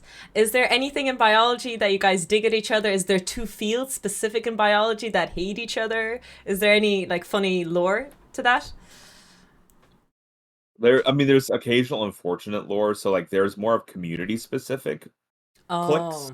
Mm. So like I work on fruit flies, and so I'm part of this community. And for some reason, there's a lot of, and not the younger generation of scientists, but the older ones, there's a lot of strife between worm people like nematodes and C. elegans and fly people, and they tend not to get along. I don't know That's so why. There's cruel. also Sorry, yeah, and then not that it's like I'm supporting hate, but it's just so funny to hear, that worm and ants don't get along, the scientists. I don't know why. I like and but it's at least within the community, people are pretty good. Like if you're working with flies, like all the fly people will be nice, but then actually in the ant community, it's even more cutthroat because if there's so few jobs that like if you get a job as an ant scientist, like Oh. it needs to be on a new species that other people aren't studying to make yourself stand out, and so then you're less likely to share. And so then there's within a community too. It's like, well, that guy wants to work on these kinds of ants. Get him out of here, because he's the same as my ant. And yeah, so it's Ah. it's that it's primarily more like communities that I've seen that are a little bit like not liking each other. Occasionally, I guess the only other one that's been popping out recently is like phase separation. Phase separation seems to be a shtick that some people are like really into, and others are like, "Oh God, another phase separator." What's phase separation? So when you have a liquid suspension, and there's you essentially separate out the Oh, two components of the liquid. So for this, like in epigenetics, right, one of those phases will have the histones. So like have the molecules that the DNA is wrapped around, so you can isolate them and figure out what's the components of it. And it's one of those where it's right now it's just a hot tool that people are using, and so you'll either get an eye roll or you'll get like excitement when someone mentions it. I see. Okay, so if I'm in a crowd of bees, no, not bees, ants, worms, and flies, if I mention phases, I'll rile But maybe some. people will like you, or they'll be like, oh, like, I'll start some drama. Okay, I like it. I like it.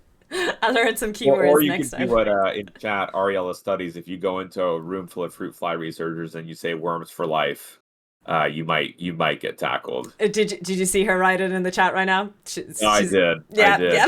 He did drop a planarian emote, so it's not really the worm, but I'm excited. Really is going to be also on Tofu Tech Talk. If I'm not mistaken, we've already scheduled for next month, so that's really exciting. Nice, She'll be the next guest. Really very looking nice. forward to that as well. But yeah, it's so cool to know there's so many awesome science communicators and finding them and extending. But really found me ages ago. Years ago, actually, via Andromeda. It was back before I was a science communicator. I was just doing my PhD and I was just streaming video games a few hours a week. And yeah, I was playing Andromeda, and that's how she ran into the stream. I think that's really cool that, Nice. fan paths this way. um, okay, we have a good few more questions, some detailed, but I'll just ask one more general before we get more detailed because we're on this sidetrack. Are there any movies you like or hate based on your science? So I recently watched Three Body Problem, and people told me, "Oh, the physics in it is amazing."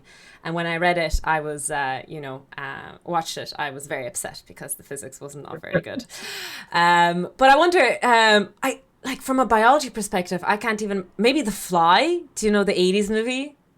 So I have not watched that movie because I saw the image of Goldblum looking like the Ah! fly, and it just freaked me out. Movie And to night, this movie day, night. to this day, I get freaked out by how he looks. I'm like, oh no, no, no, no. So the most common one is my thoughts on like Ant-Man, and then Bug's Life and Ants, Oh, Bug's Life. I forgot about that. which are I love Bug's Life, right? It's a great movie, but everything about it is wrong, Okay. right? Flick, the hero, is a dude.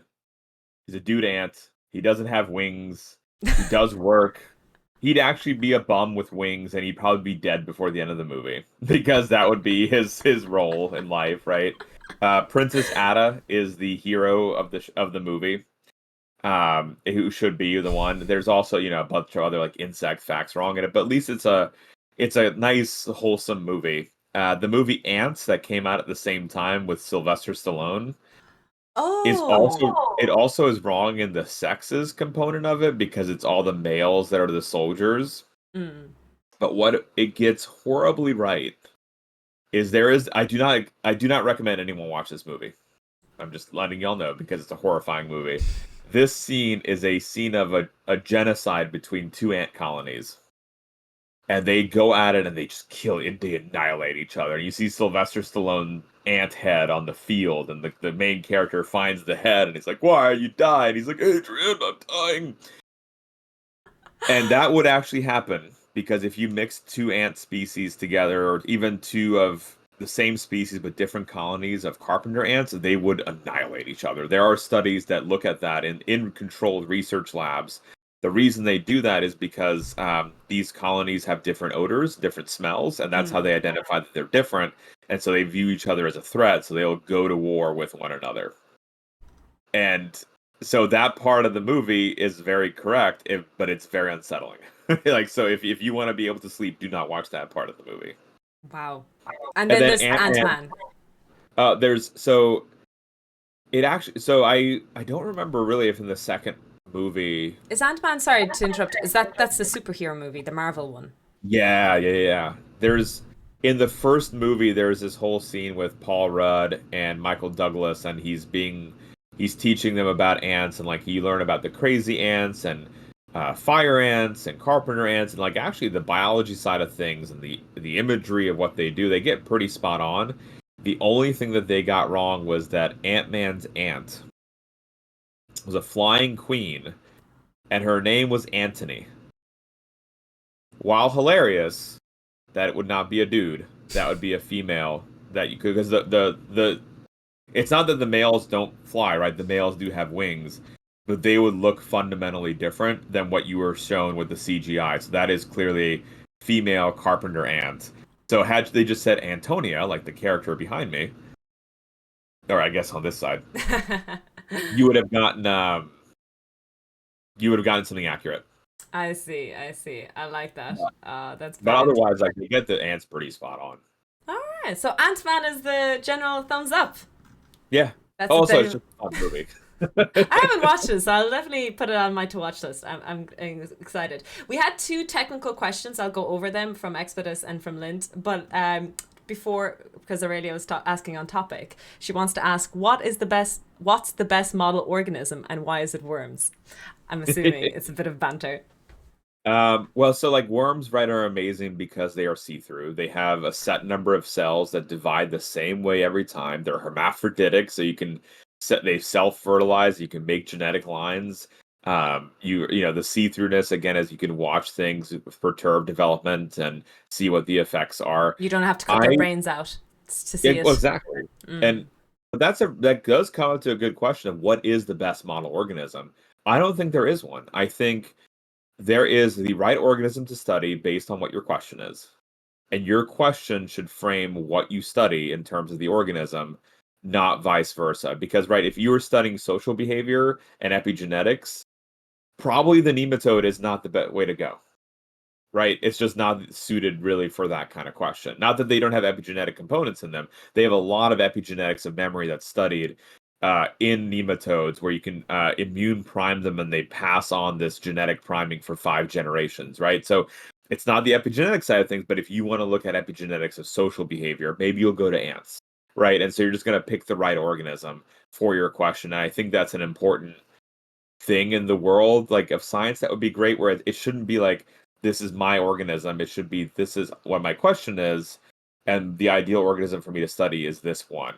And because like a lot of funding opportunities too, unfortunately, are dependent. Maybe you have a ton of background experience in something like that, with like keeping the animal, and it's harder to kind of jump to something different. Like our boss in grad school tried to get a grant studying spiders and the spider reactions to certain stimuli.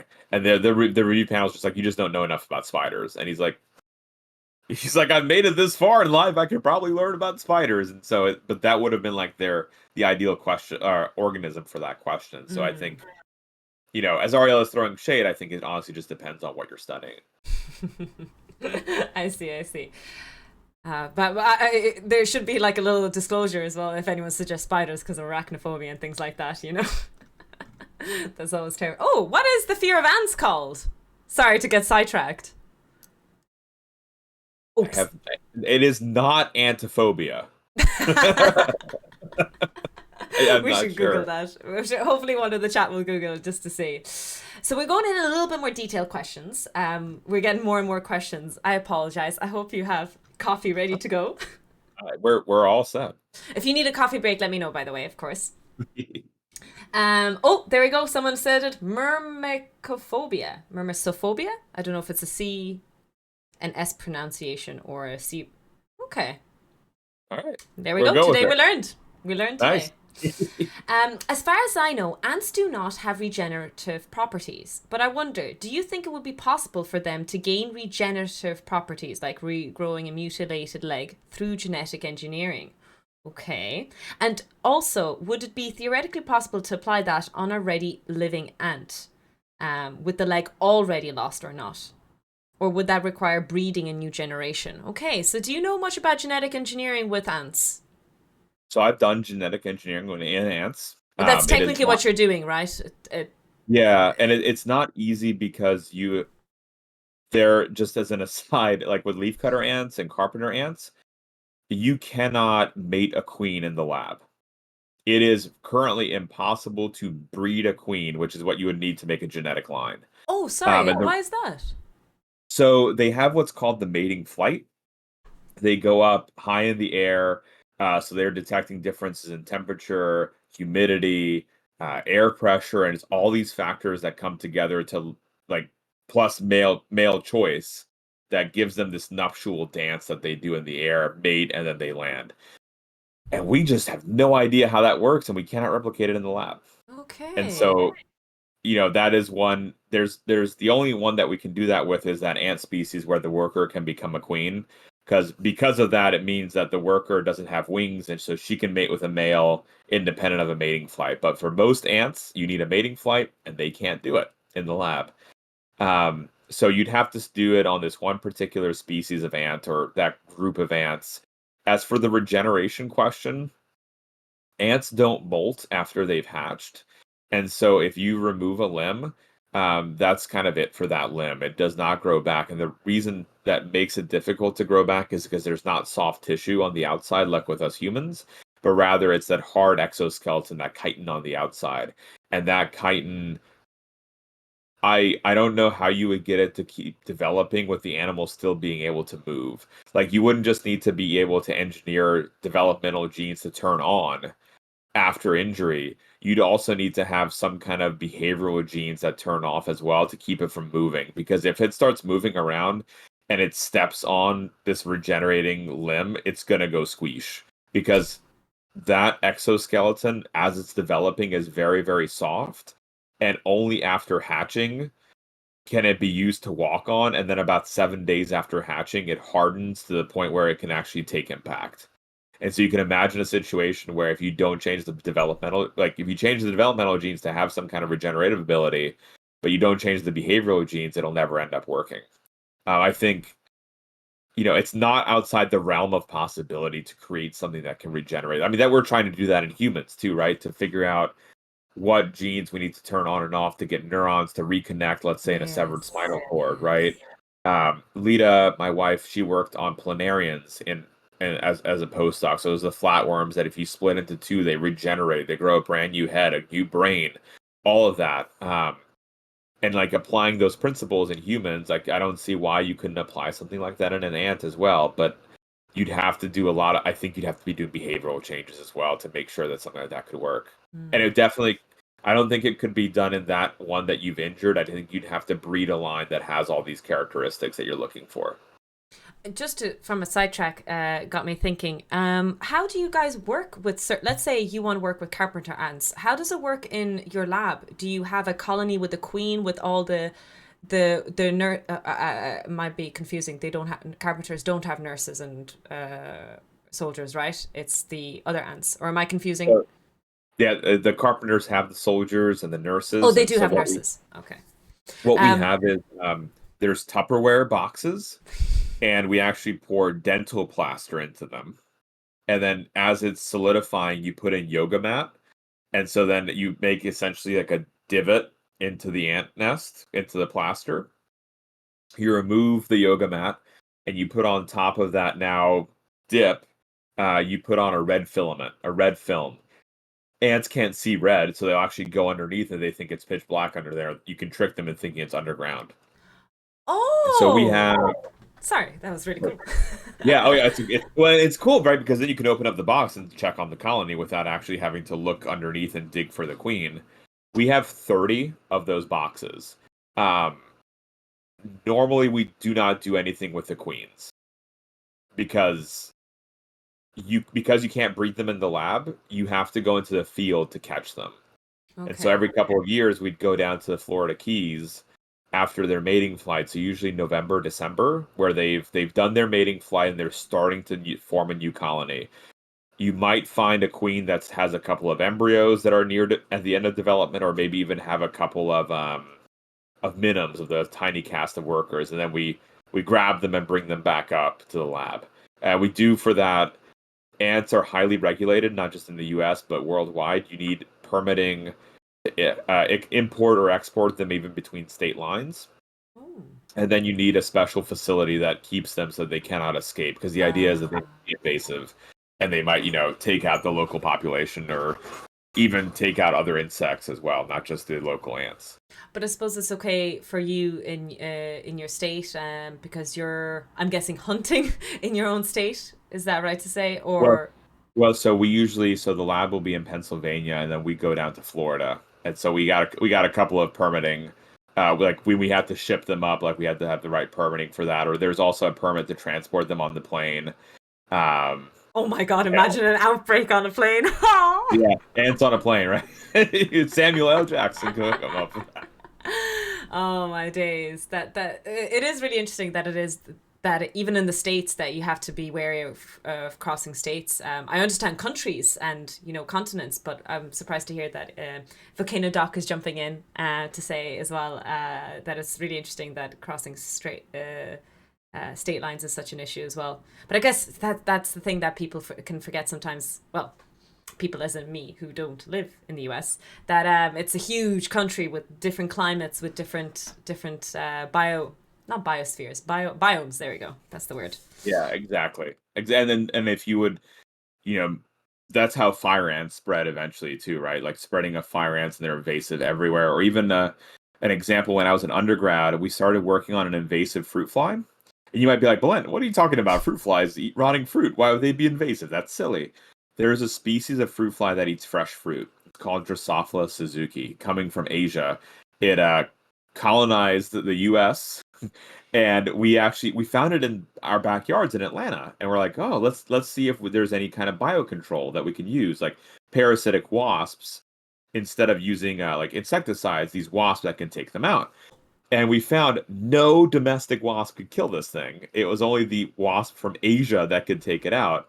And so, we're having our paper ready, and our boss, he emails the USDA, and he's like, hey, just heads up, we have a paper coming out on this. I haven't seen anything like in terms of Georgia state regulation on this, like that it's been acknowledged as it's even in the state. And the USDA guy goes, yeah, we haven't put out a statement because we have no idea what to do. So please just wait until the last possible minute before publish it. Wow. Because they had no idea. Because like these flies, they lay on fresh fruit, fresh strawberries, blueberries, and it's like $500 million worth of damage a year.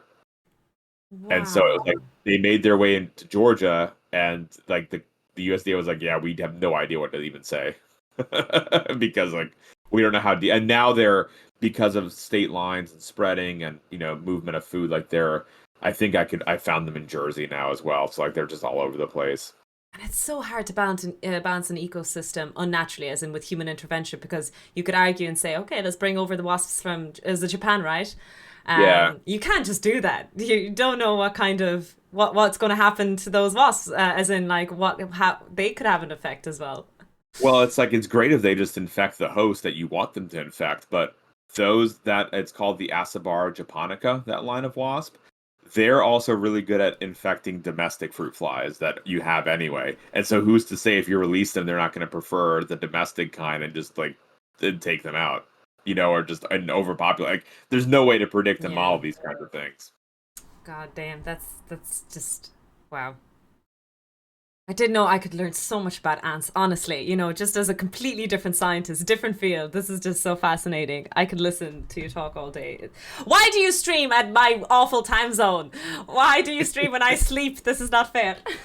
Well, listen, we're working on it, Tofu. If we can get full time, then I will shift it Oh, earlier just for you. I will shift yes. it One earlier. stream a week, even. That'd be great. I Thank could you. always complain to Moo Hoodles and Homozygote because they always stream when I'm asleep. I'm like, oh well. Or I should just move to the US. Or Who needs free healthcare? I'll move to the US. or just yeah, what is sleep? You could be like me where I get like four True. hours a night. Yeah, you Don't do stayed that. up. It's I not was healthy. so surprised. That was like 6 hours later. You raided, and 6 hours later you posted that you were going to be on this thing. It was like you got less than 6 hours sleep. That's Oh, I incredible. mean, I was already up with the little one, right? Because she woke up around 8:30, and I got to bed maybe by 4:30. So yeah, like, that was roughly like 4 hours. That's insane. Oh, amazing work with the young. Oh, she's at 14 months now, so she's going to be awake a lot more. A lot more work now. Well, she sleeps through the night, which is really nice. Hmm? Oh, she sleeps through the night. Okay. Yeah, and there's occasional naps during the day too, but like I mean, honestly, if I love hanging out with the Munchkin. It is the most fun that I have. Like we read stories, and she even has a book about like it's a Darwin the chicken, and this chicken wears like a dinosaur suit, trying to and then this naturalist is like, well, actually, you are a dinosaur on the inside because Mm. birds are evolved. Your ancestors were dinosaurs, and they like learning these things, and yeah, the Yeah, she stories, and we go swinging, and we do all that stuff. So and yeah, I she love features on your TikTok and YouTube. And so, guys, if you don't follow science on other social media, if you just need short bursts of information, shorts, TikToks, I follow science on them. Really amazing. She features on them as well. So freaking cute. Oh my days! I was just complaining about homozygote, and the devil walks in. it. Okay, if I say 3 million, I want $3 million. Will it happen in my bank account now? I hope so. We're We getting got give it 3 minutes, right? It was a little bit of a gap there. Okay, okay. I'll ask again. I'll ask the universe again for $3 million in a moment. There's another question, but this was back when we were talking about worms. So this was a half an hour ago. Again, we're going on tangents. Apologies. No, that's why we're here. As part of the Open Worm project, I don't know what this is, a functioning digital model of the complete connectome of the nervous system, the roundworm Canor habitatus That's elegans. the elegans. Oh wow, was built. Do you know of familiar projects for ants and other insects? Okay, pretend I said that correctly and I sounded smart. Is there something else for ants and other insects like that? So the project is trying to map how every single neuron in the this body of the organism connects. And so that the idea is that you can model, okay, if I take out this neuron, how it might connect to this neuron, what the output is going to be if I do a stimulus on this one, where is it going to connect to, how does that system work? There is the closest thing is in fruit flies, there is a connectome project of the brain of the animal. So that's not the whole body of a connectome, unlike with the nematodes. But you are talking about 70,000 cells, right? So far more than the whole body of a nematode. And what they did was in the fruit fly is they did scanning electron microscopy and transmission electron microscopy. So these are very, very thin segments, super high resolution. They took the brain, they did a ton of slices, they did high res imaging, and pulled them all together to make a 3D structure so that you can actually track the neurons in 3D space and actually have this connectome to look at. Now, that sounds really easy, maybe, but it's super difficult because if you get any slice of that wrong, right, those two aren't going to connect. And I know, like, if you read the study, they're manually going through and checking the slices and checking to see where the neurons are connecting and when the start of one neuron and the end of the other neuron. And it's still like they finished that about 2 years ago, and then last year they released one of the larval brain of the fruit fly. And again, that's just doing the brains, not doing the whole body like the connectome for the nematode, simply because of the cell number and those differences. They're trying to do that in mammalian systems, but right now the connectome in mammals is more this zone is connected to this zone. So we haven't yet gotten to the individual cell level on that, and because you can imagine 70,000 cells for a fly. It's like upwards of several million in a human. It's just the scaling issue and the computational issue. Like we just don't have the tech yet to be able to go through and actually test these questions. This might be a technical question, but the way, because you said SEM, I've used it a good few times. Did you, because it's an organic material, was there electrode deposition? Sorry, it wouldn't have been electrode, but is there any sort of, so they sliced in later layers and then they had to do film deposition on top of it to be able to scan it? Or you can scan organic material? So what you'd have to do, so if you put the sample straight into the SEM or the TEM, it, because there's a sensor there, right? It just comes out as a blown out image. It's just straight up white, right? Like you can't see anything.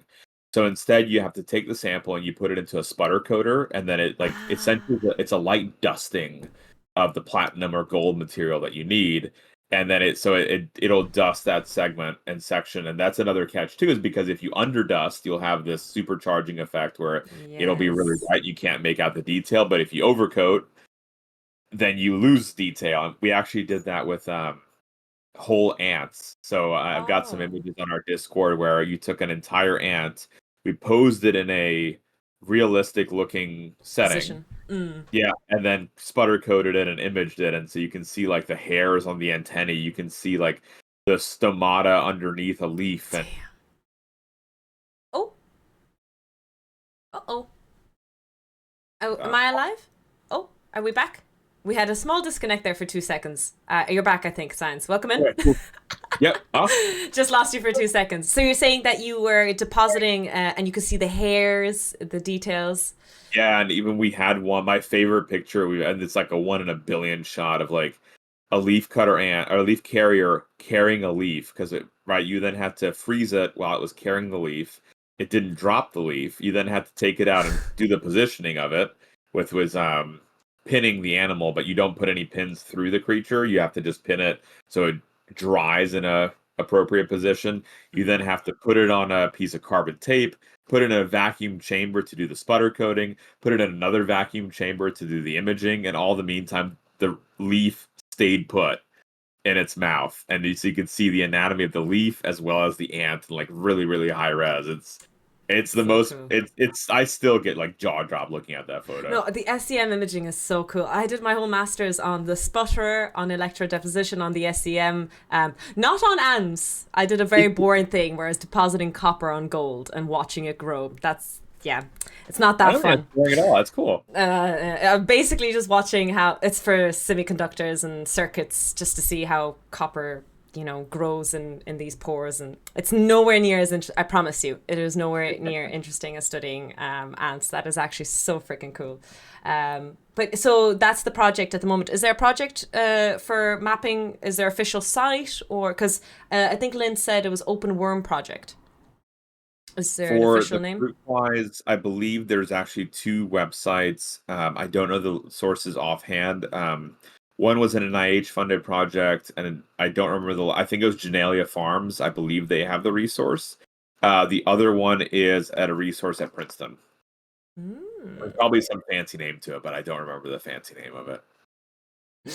I see. Okay, that was Aurelia's question. What's the best model? I already went through. Are you raising kids with an ant farm in the house? Do you actually have ant farms in your home? We did. Okay. Um, our basement flooded when it rained, and I think there was a moisture shock to where the ants were down there, and they did not like it, and the queen Died. the queen died, and then the colony collapsed. Aww. But we're looking into getting more. We had a redeem on the channel where you can check in on the ants. There'd be a live feed that'll take and look at them, and you can see their behaviors, and we talk about them. But currently none. But we're gonna hopefully get them back soon, or hopefully get another kind. Cool. And do you have an eye for a specific species that you're planning on getting next? So it was a leafcutter ant colony that we had, an Atta texana, so from a Texas leafcutter ant, basically. And it'd be great to get something like that because I just really love the leafcutters. Yeah. But there's other ones that are pretty easy to get to, like honeypot ants that have these engorged abdomens and they hang from the rooftops and they just like the light shining. It's really really pretty if y'all want to go take a look. They're actually considered a delicacy in a lot of countries because they're high in sugar content. Those are apparently pretty easy to keep. Carpenter ants are Wait, they pretty eat them? cool. People eat them, yeah. You just pop them in your mouth, and apparently it's like a piece of candy. It's so sweet. Okay. There's a for those Gordon Ramsay fans out there. There's a Nat Geo Gordon Ramsay like 3 minute video where he's like out in the field and people are telling him like, "Oh yeah, you should definitely try this," and it's so delicious. And he like looks at him. He's like, "Are you mental?" And then he like tries. He's like, "Oh, actually, it's pretty good."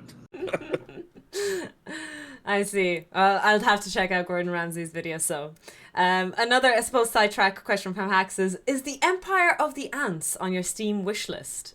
I don't. I guess that's a game. I haven't heard So of it it. is a RTS, a real-time strategy game that's coming out. We don't know have the original date yet, but Ooh. actually, I reached out to the devs and we're gonna get a review key. So we're gonna be actually having a we don't, it is on the Steam wish list, but we're gonna do a review on it whenever it comes out. One of the things that we do on the channel is on Thursday nights we play games and talk about the science behind them. We've been currently playing Grounded, which is like Honey I Shrunk the Yes. yeah, talking about the science behind it, and so we'll be doing Empire Rants when that drops. But yeah, it looks beautiful. I'm looking forward to Oh, checking that out is that game. so brilliant. I would love to do more of that, the science behind games. And Grounded, I never got into it. I found it overwhelming at first, the mechanics. I don't think I played it correctly because there was no guidance. You just get dropped and you've no idea Yeah, what you're so doing. there's in chat the first time I played it, I didn't realize you needed to drink water and eat because I never played a survival game like that, right? I like the kind of games you play, like the Forbidden games, like The Witcher. Those are the things that I play, and so I'm like, "What is this? What do you mean?" And so, chat's trying to help me, and we had our friend Turgus86, who's a streamer. He was watching me play, and he's like, "All right." And he couldn't take anymore. He like subbed to the channel because he was getting ads, and he was like, "I just need to help you." And then now he joins us on Thursday nights, and he's like taught us like base building and like how to go through and like Nice. so he'll carry it while I'm just babbling about the science of this insect. Like the antlion pops out and is trying to kill us, and so he'll try to take him out. And as I'm like, oh, dissecting like the anatomy of what they got right, and like so it's a good balancing act for sure. Oh, that's brilliant. I love that. That sounds like a comedic duo. One who's like doing the work, trying to keep everyone alive, and the I suppose in movies the stereotypical scientist who's like fascinated by the research, but is like moments before dying. So check this out, Dad. And it's like, oh, I die. I was definitely, I forget the term, like save farming before Turgis Safe joined scumming. us. Safe Save scumming. scumming, yeah, where I'd be like, kill an enemy, save, because I was like, I was going where my weapons were broken, my armor was broken. It was the most insane attempt to try to do one of these things. Where I'm like, I don't know what's going on. And then so I was like, all right, listen, let's have a little chat. We're gonna make this okay. We're having a family meeting here. And now we can all, and which is great because actually this Wednesday, the developers actually invited me onto their stream, so we're going to be crossing over with Obsidian, who developed Grounded and playing Grounded on their channel. My And God. Oh, disconnected. Is that me? Do you see me, chat? Does chat see me, or did I disconnect? Oh, you're back again. Are you? Oh, am I? No, we're yeah. back again. Yeah, you're back now. Is it me or stream is fine? So it might be my connection to you somehow is getting disrupted. I apologize if it's me. I'm not sure who it is. I'm sorry if it's me. It's okay. I'm the the tech person. Clearly, it's my fault, right? Blame the physics. The physics of Wi-Fi is on me. Yeah, well, I mean, it's the distance overseas. It's like Exactly. the ocean Wi-Fi. It's really not my fault. I should have flown over in person. I'm sorry. I would have been honored. Ireland is lovely to visit if you decide. I don't think we have that many critters here, though. We don't have many cool bugs. We're very dormant climate. I don't know if that's a good way to describe Ireland. We've had this It, discussion on stream. The two most evil and dangerous creatures we have is between the badger and the wasp. That's the debate. okay. I That's hate wasps, so I'll go with the wasp. perfect. One of my very best friends lives in Ireland too, so that'd be a double reason too. Ah, He's a nice. game dev streamer, and I keep threatening to go visit. So Oh, it would be a class! good An time. Irish game test streamer. He's the best. His name is Irish John Games, so he's a very Irish Irish. John Games. He's the absolute best. Writing it down. If chat has more questions, by the way, you're more than welcome to. We have a question about the SEM. How high could you go in terms of accelerating voltage and currents without damaging the sample? I'd have to go into the specifics of answering that SEM question. It's been a long time since I played it. It's been 5 years since my master's. 6 years, actually, now that I think about it. It's been a long, long time. So I can't answer that on top at the moment. Sorry, it's Irish John Games. Games. I'll check them out. Shameless promotion. Shameless plug for my friend. Yeah, shameless plug, yes. But yeah, that's we've kept up with all the questions. I'm going to give one more shout out to people if you have any last minute questions, guys. Because I think a lot of people have been posting the questions in the general chat. We have channel points so that I can keep track because the chat is moving very, very quickly. Another shout out. Thank you so much for all the follows. I apologize. I've turned off notifications so that we're not distracted. So that Gimli doesn't come up here and keep screaming. That still only counts as one every 2 minutes. Hey, that was fun last night, y'all. We got to raid Tofu, and it was just Gimli was going crazy last night. It's because when I start the stream, I'm just chatting overlay for like 2 minutes, and there's a weird thing in that overlay. It's everything echoes twice. So I had like 9 new followers, and so it was 80 notifications of Gimli going. That still only counts as one. It was, yeah. Thank you for the raid. Really yeah, that's why it's doubled. It's extra funny. I get it. But it's only in that overlay, and I don't know why it keeps doing it. I fixed it so many times. It still echoes. I don't know why. But yeah, thank you so much for coming on the show. I just want to cover that we did discuss everything planned. Where's the thing? I kept a save of gene expression, learning memory, social behavior, particularly of fruit flies, and leafcutter ants. I think that's everything that I had planned in my head. I feel like... Well, thank you for the privilege of being on the channel, especially on the partner celebration stream. I really appreciate you coming, and thank you so much for joining in on the chaos. Usually Tofu Tech Talk is like a lot more organized in the sense that you know, I would meet prior 20 minutes, maybe half an hour, do a lot more work. But I'm really lucky that you're a very experienced streamer, so you're ready to go on the fly, if that makes sense. It's a lot of fun. Your community had a lot of really good questions and amazing hosts. Thank you so much for having me on. Oh, thank you so much for raiding. Really, really appreciate it. Loads of people saying thank you in the chat as well. Thank you so much. Your community is so freaking lovely. I really appreciate it. They are pretty awesome.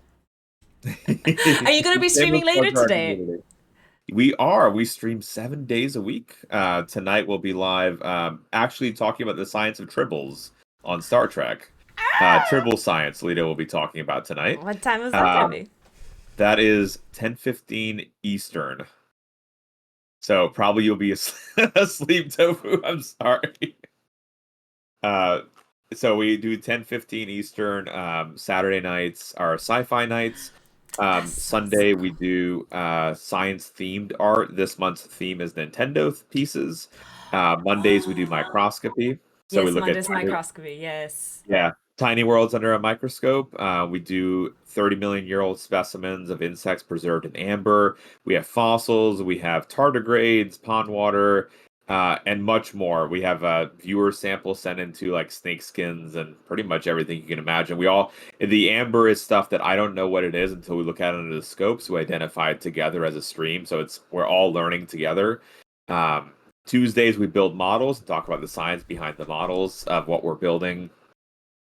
Wednesdays is another art day. Thursdays we do the game crossover and learn about the science behind the game, and then Fridays are science news. So yeah, and then the occasional IRL stream where we do fossil hunting. And I witnessed that before. I thought that was really cool. Yeah, and the Munchkin's there too. She was helping guide. And actually in middle to end of May, we're traveling down to Florida because my sister's graduating medical school. And so we're going to have about 2 weeks of programming of IRL stuff where we're going to be doing sample collections in the field of new ants that we're going to be looking for. And I think we're going to try to go to some animal sanctuaries as well to, bring you all up close and personal to more animals and other things. So that's a little bit of a shift for half the month of May, and then we'll be back to regular. I see. Oh, and your sister, medical. So she's a real doctor. She's not fake doctors like us. She's not like she's a real doctor. She's got that MD. Oh, a personal question actually with the US. I suppose this is a personal question because we've had a couple of US guests, and I'm always interested to know about the politics of science over in America. Um, One of the things is in universities and stuff like that. Is it normal for you to be referred as doctor? Is it standard practice? Um, but I guess, but well, I don't. No one calls me doctor. Okay, no one uh, calls me either, so I'm wondering if that's a yeah. global thing or. So I mean, I was the way I was raised, and I assume that's the Hungarian influence, is that if you have the professor as a doctor, then you call them doctor so and so. But when I went to university, a lot of our professors would tell us, "Oh, just call me," and then would say the first name. Okay. Uh, and so that's usually the feel that I vibe that I get from a lot of places. Nowadays, that I actually have my degree, I'll just refer to them by their first name. But before, like, I got my degree, and even like soon after, I was still like calling them, emails like Doctor So and So, and I'd be like, "Come on, like you also have this degree, like knock it off." And so like Mm. that seems to be the norm, but I'm sure there is the exceptions to that experiences as Yeah. well. I wonder if it's also field dependent as well. Like the more guests I get on Tofu Tech Talk, the more I'll kind of probe this question and see is it field dependent? Maybe like certain fields of science do continue to use honorifics more than others. Because like I said, the only reason I pushed through my PhD was to get that doctorate title, and now that I've gotten it for a while, I'm like, I haven't had a single chance to introduce myself as one. I was lecturing for a few weeks as well, and it was first name. My students all called me by first name, so it wasn't really Well, that. you can pull out, you can, if anyone that's like in the classroom being sassy, that's when you pull out the doctor card, be like, "Excuse me, you wanna play this game?" But boom. Yeah. Oh, and the professorship is a bit different with Europe, and maybe I'm classifying Europe too much here, and the States. Is it true that because I've asked this for a few people in America, that it's not you automatically get professorship as a lecturer, or is it a different classification? No, I mean there's nowadays there's so many subclassifications to avoid Okay. paying people. Most common one now is an adjunct. So you're lecturing, but then you have no status whatsoever. You don't even have benefits, and you can be Oh. got rid of at any moment. Oh, like a Uh, postdoc. So. it's basically a postdoc, but you're a lecturer.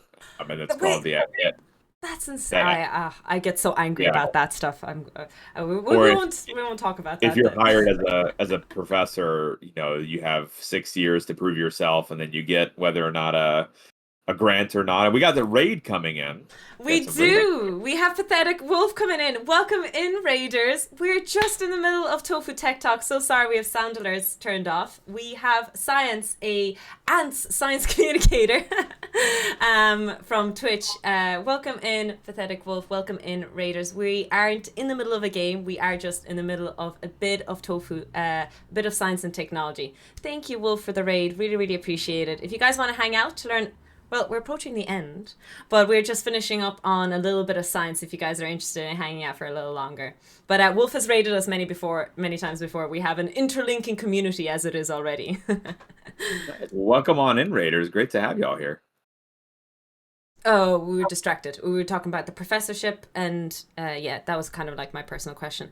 And is there much politics of science? I suppose that's something really interesting. I got really interested because Homozygo was on the show, and he revealed a lot of really interesting and eye-opening things about politics of science, specifically in the US.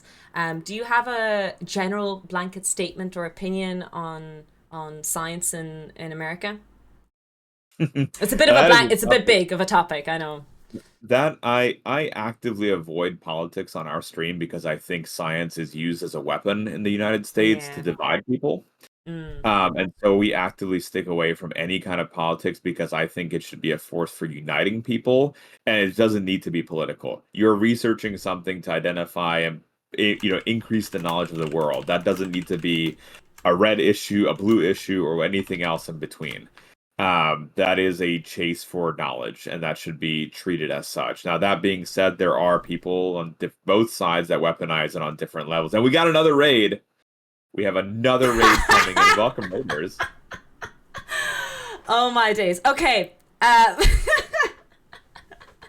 Penny, thank you so much for the raid as well. Back to back, Pathetic Wolf, Penny, shout outs for both amazing streamers. Everyone is ready for science. Their raid message is customized specifically for the stream. We're so sorry. We have sound alerts turned off for the purpose of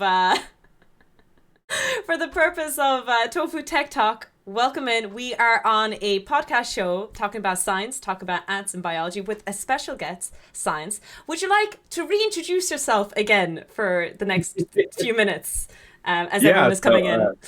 Raiders, welcome. I was approached by Tofu to be on the stream. My name is Balint.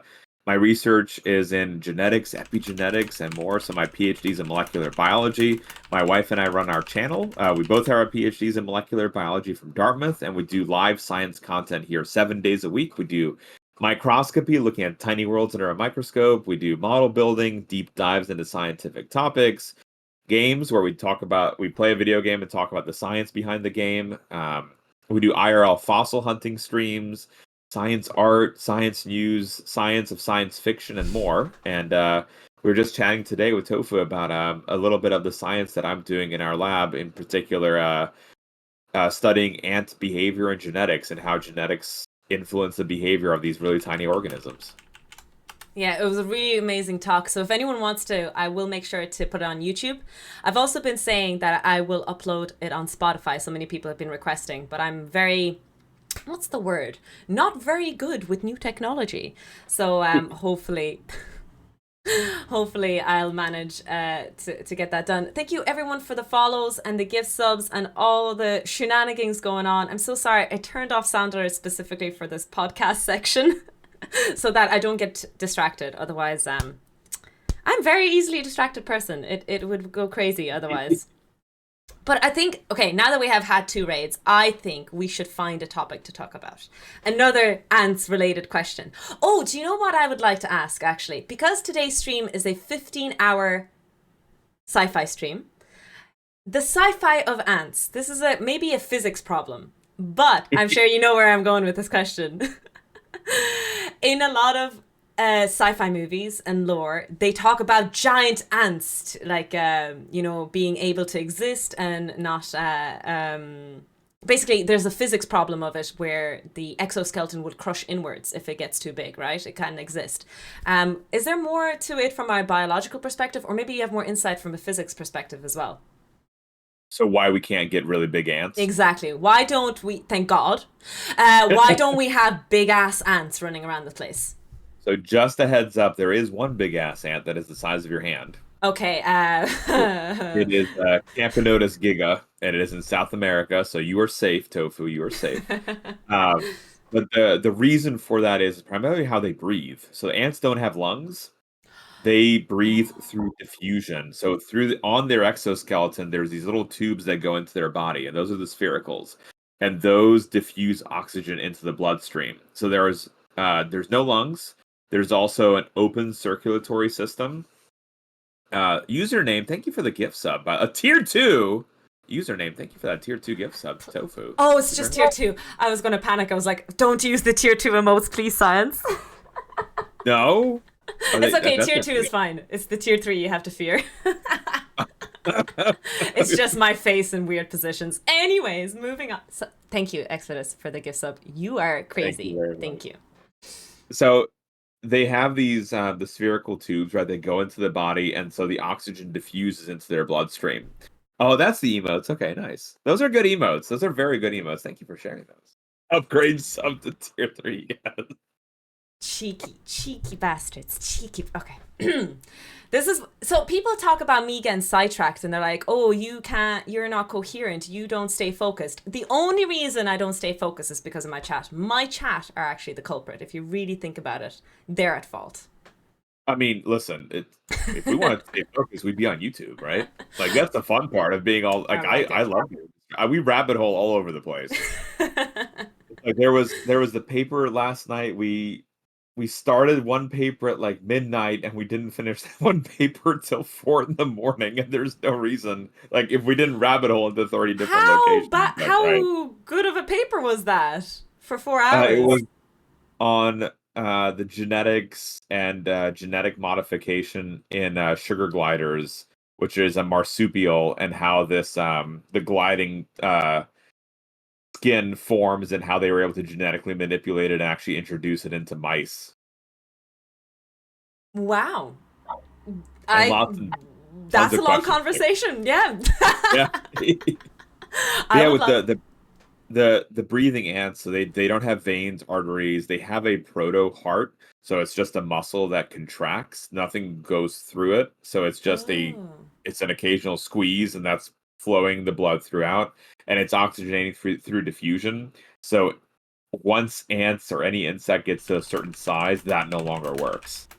And so that's in part to the concentration of oxygen in the air. Like you would need a higher concentration for it to get a little bit bigger, so it can the fusion coefficient would be a little bit, easier to work, and then it stops working at that really large size. You'd have to engineer them to have a closed circulatory system and lungs to be able to be that big. And then, like you said, there is the physics problem as well. But independent of that, like there is the biological element too. Do you think the biology is the first part that fails, if that makes sense? Do you think what fails first?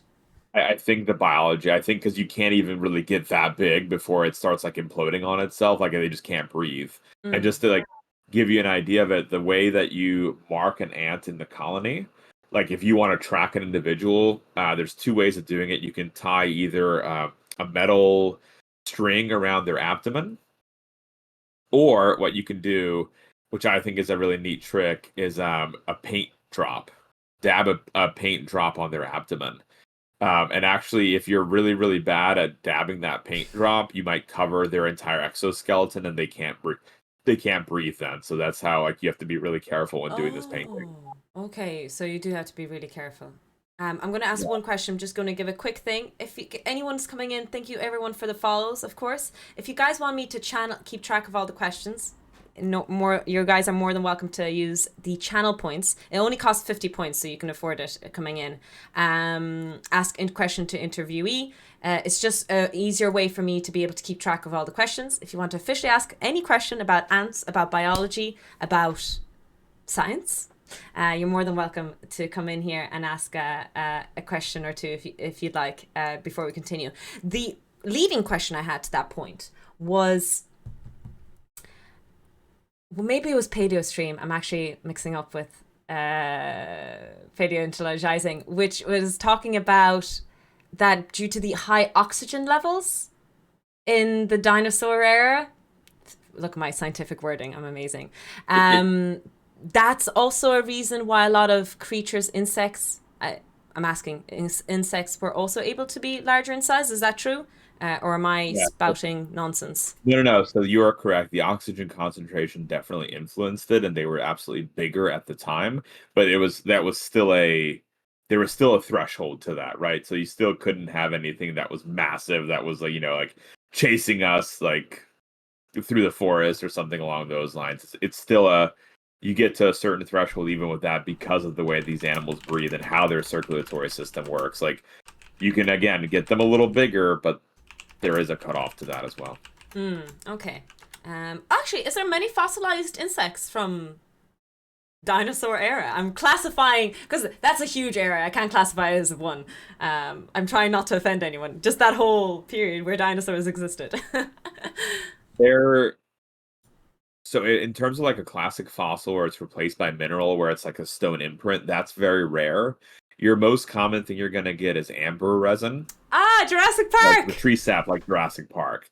That's actually one of the things we look at on Mondays on stream is we'll put a piece of amber underneath the microscope and we check out what specimen is preserved in there. And the quality of the specimen can be different between the humidity, temperature, the type of tree that led to it.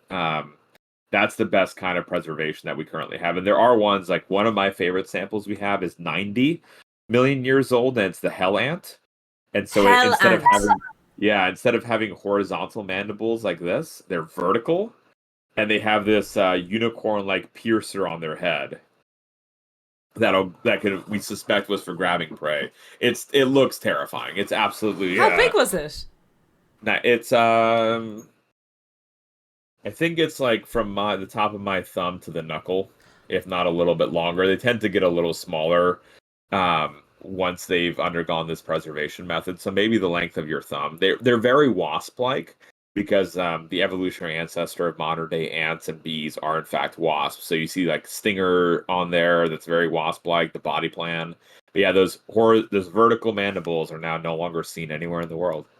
We think they went Jesus. extinct at least 50 million years ago, if not even earlier.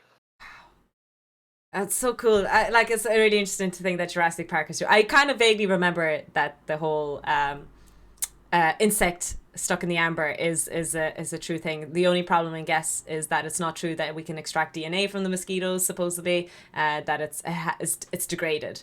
I don't know if that's the perfect question for you, but And you are perfectly correct too. It is degraded. There is not to say that there won't be a tech one day that could reconstitute something like that, but we but we don't cannot do have it it. now. Mm. Yeah, and if you were to inject into a piece of resin and you were able to extract something, you probably get mosquito DNA before you would get dinosaur DNA from the Mm. mosquito.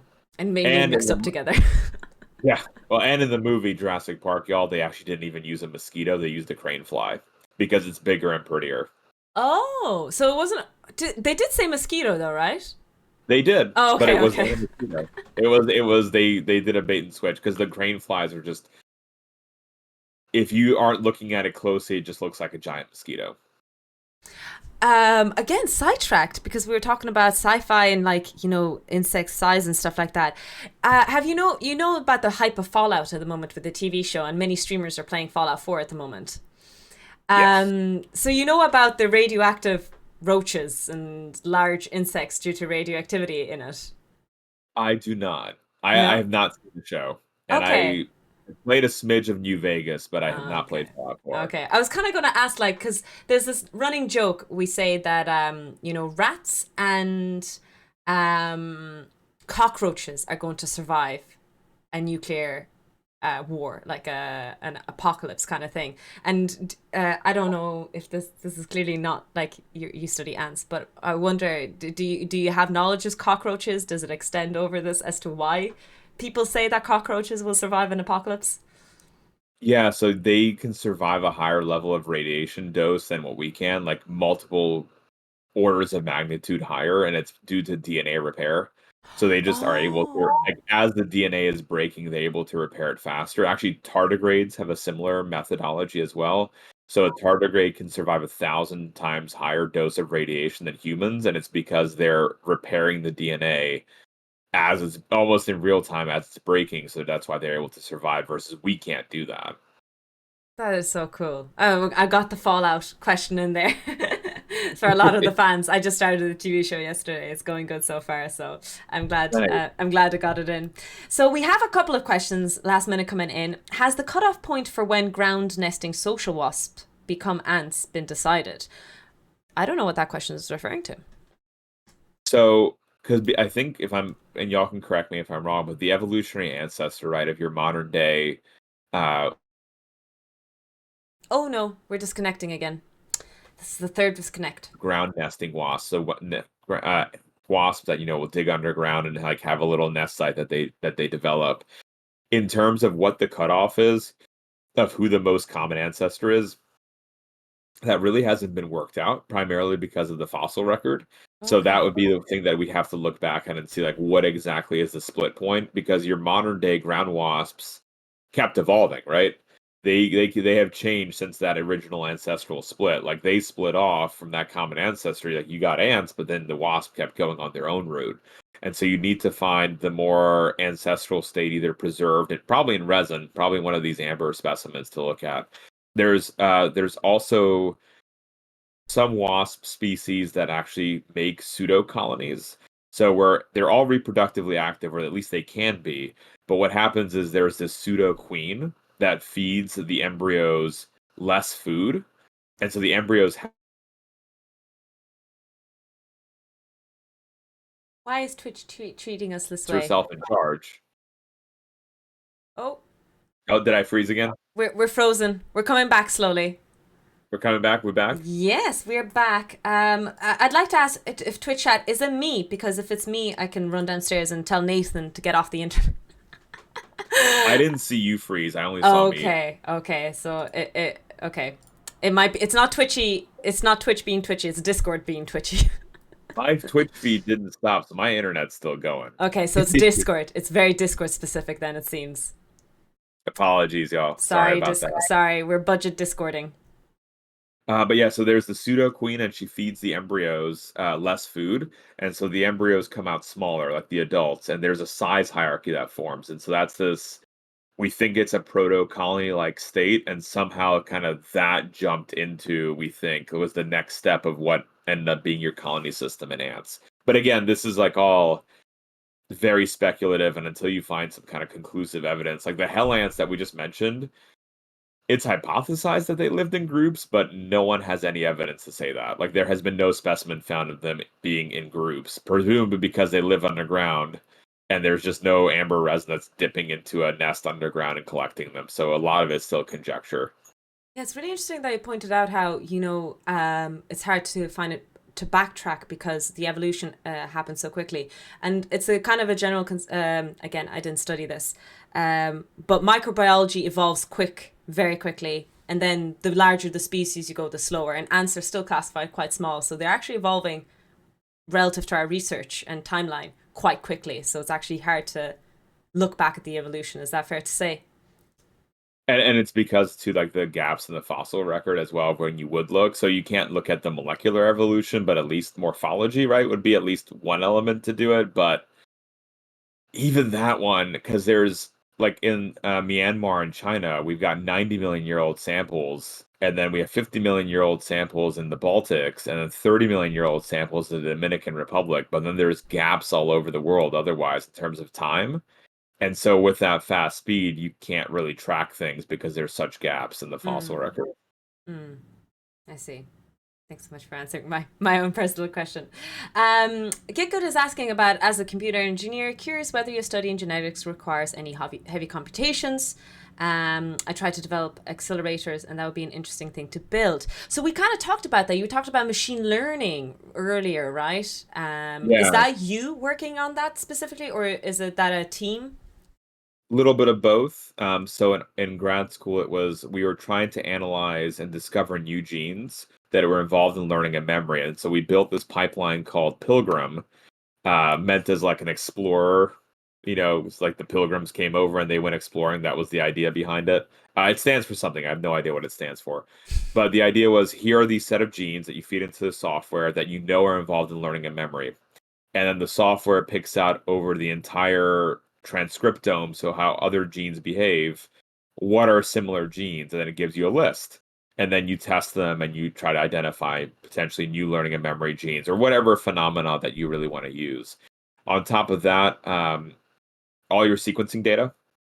So if you do RNA sequencing, that analysis takes a lot of like computational knowledge. And then I think one of the coolest things that we did was we started to look at behavior and mapping behavior using video recording, where you gave a software, here are the body parts that I want you to learn.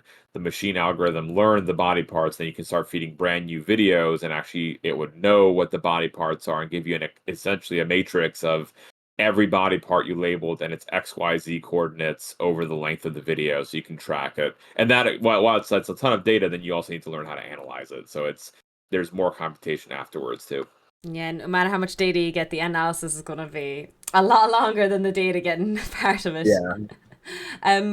Michael Mecca is asking about talking about the ancestor of ants. How much of your research is driven by archaeology? But you kind of mentioned that there's too many gaps, right, in the Yeah. archaeological aspect of it. Just there. Very, very little of my research is driven by archaeology. I'm much more of like in the lab, hands-on Yeah. molecular side of things.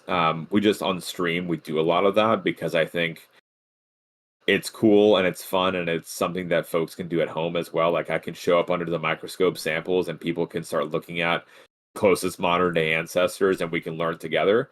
And so actually that's much more of like it's not it's I mean it's influenced a little bit when we look at phylogenetics and evolution in the lab, like comparing genomes, but it's much more like I really enjoy it. And it's a question that we've had since, well, a very long time. Mm. Okay. That absolutely makes sense. And last question I'm going to throw in here because we've streamed. This is the longest Tofu Tech Talk we've ever had. Thank you. uh, Thank you for having me. if you could drive the evolution of ants, okay, so if you could play God a little bit, what Okay. changes would you make for their future or ours? Ooh. What's my goal? Survivability of ants and mankind, Okay. Mm, I would say.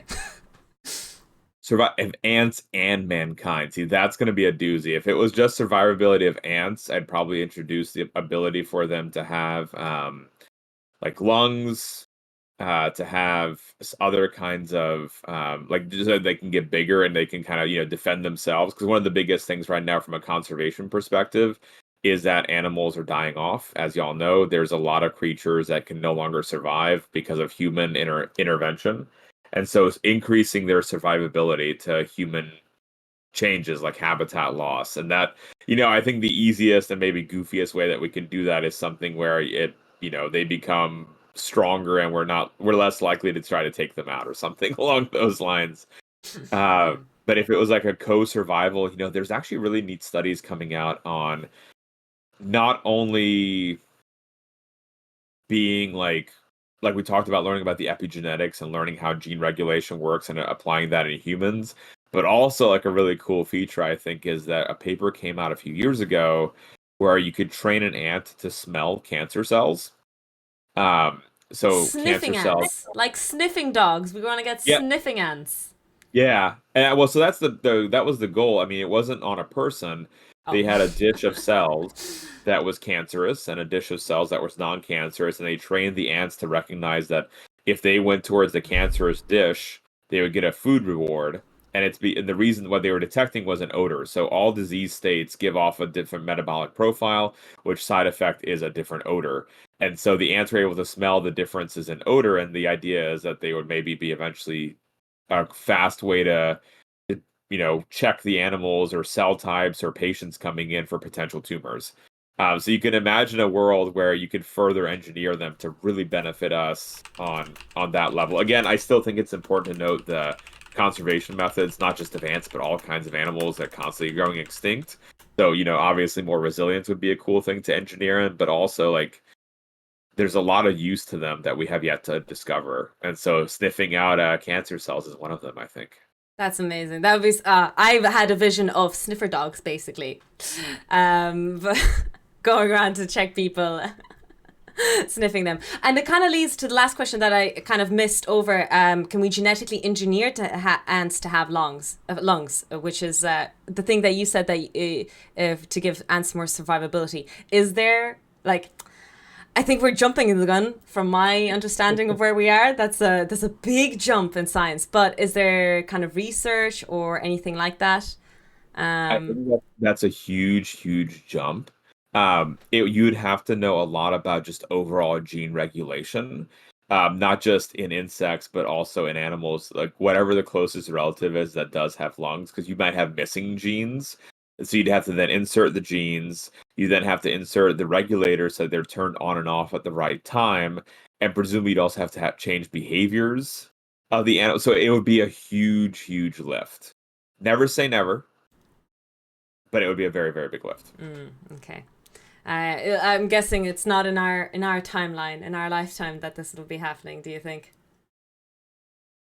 I don't, we make such big strides. Things a decade ago that we thought impossible are now possible. Mm, Um, so I don't know. I'd yeah. like to imagine if in our lifetime, if we wanted to do this, we could make it happen. Yeah, it's genetic engineering specifically is such a big topic. Again, we talked about Star Trek earlier and all the cosplay and everything like that. That it's a big moral discussion about genetic engineering and humans and things like that. But So it's huge, right? Like mm, knowing when, if ever, you would do something to a human, and essentially like Gattaca as well, like that movie. Or actually, Lita was talking about Dr. Bashir, I presume, the yes, episode Dr. where we Bashir. right, that episode where it turns out that he was genetically modified, and then there it's illegal for him to work in Star Trek, but then he's allowed in, and so it's like all these right, all those elements are coming together, and you're like, well, how that I mean that's a legitimate question to be asking too Mm. for our society, so influencing by the Star Trek and the sci-fi side. Absolutely. So if you guys want to talk more about, those kind of issues, Star Trek is the perfect universe. Get involved, please, please, please. Huge fans of Star Trek. But yeah, you are breaking the record. Maybe Homozygote was longer. I'm not sure. But I feel like over 2 hours has been the longest Tofu Tech Talk. I said it was going to be 1.5 hours maximum. I apologize, Science. Thank you so No, much for being here. thank you for having me, for giving the opportunity to talk, and hopefully the community enjoyed it as much as I did. Oh no, you've been an absolute guest. Very natural to interview. Just as a personal note, that very smooth. I really didn't have to talk much. I literally just bounced off you and asked questions, and you were able to jump in the middle of questions that were asked 20 minutes ago on a different topic, and go straight in. And you understood all the questions as well, which was absolutely phenomenal. Well, I think both of our streams, like you said, like you rabbit hole a lot, and we do the same thing. So you got to be able to jump around, think on the fly, and loop back whenever you need to. Yeah, that's amazing. So just again, a shout out, because we had a few raiders coming in. Just a reminder, Science streams 7 days a week with himself and his partner. Lita, is that right?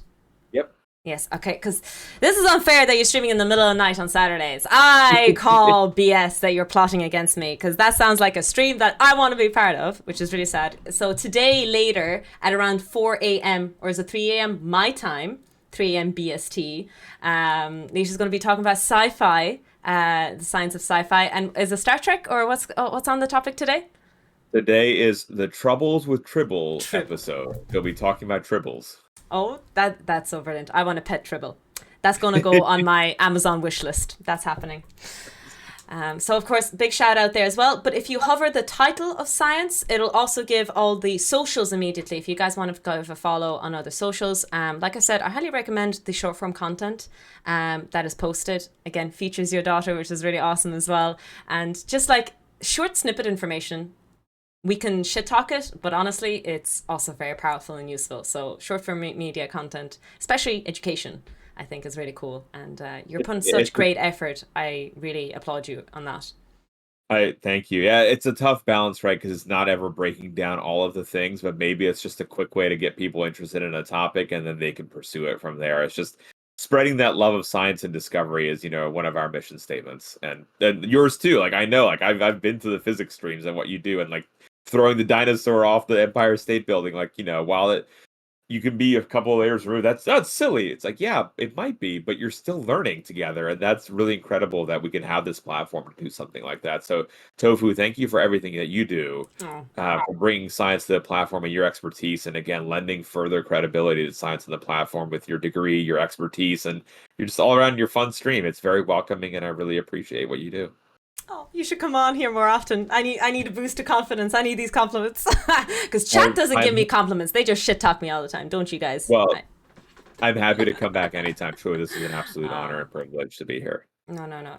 It was really amazing to have you as a guest. To all of you who are watching, again, shout out. There was shout outs posted, but obviously through the link in the title, you can follow Science. And what I'm going to do is the 15-hour stream continues. We're only 10 and a half hours in, so we have a long way to go. I'll be back in about 15 minutes. I would like to go into the AFK screen, run ads, and talk privately and say goodbye privately to Science, of course. Science, do you have any last words? Guys, please subscribe to Tiny Toxic Tofu. Get her to the Partner Plus goal, and cheer her bits and support her. She's amazing. And Smiley coming in with another last minute raid. This is batshit crazy. Holy smokes and a cracker. The timing. Unfortunately, my bladder cannot hold any longer, Smiley, so I have to go into the AFK screen. We will be back with video games in like 15 minutes. I would like to just say goodbye to Science privately. Smiley, your timing is impeccable. She's rated me 3 times, and 2 times I've been ending or leaving. 66% fail rate. Chef's kiss. It's timed. It must be timed. I will be back in a couple of moments again. Thank you everyone for hanging out. Thank you everyone for the raids. We'll be back again to continue our 15-hour stream in just a few moments. I'll just say my goodbyes privately. But other than that, if there's people leaving, good night, sleep tight, and make sure the bedbugs bite, because the bedbugs deserve plenty of kink. Oh, bed bugs. That's perfect.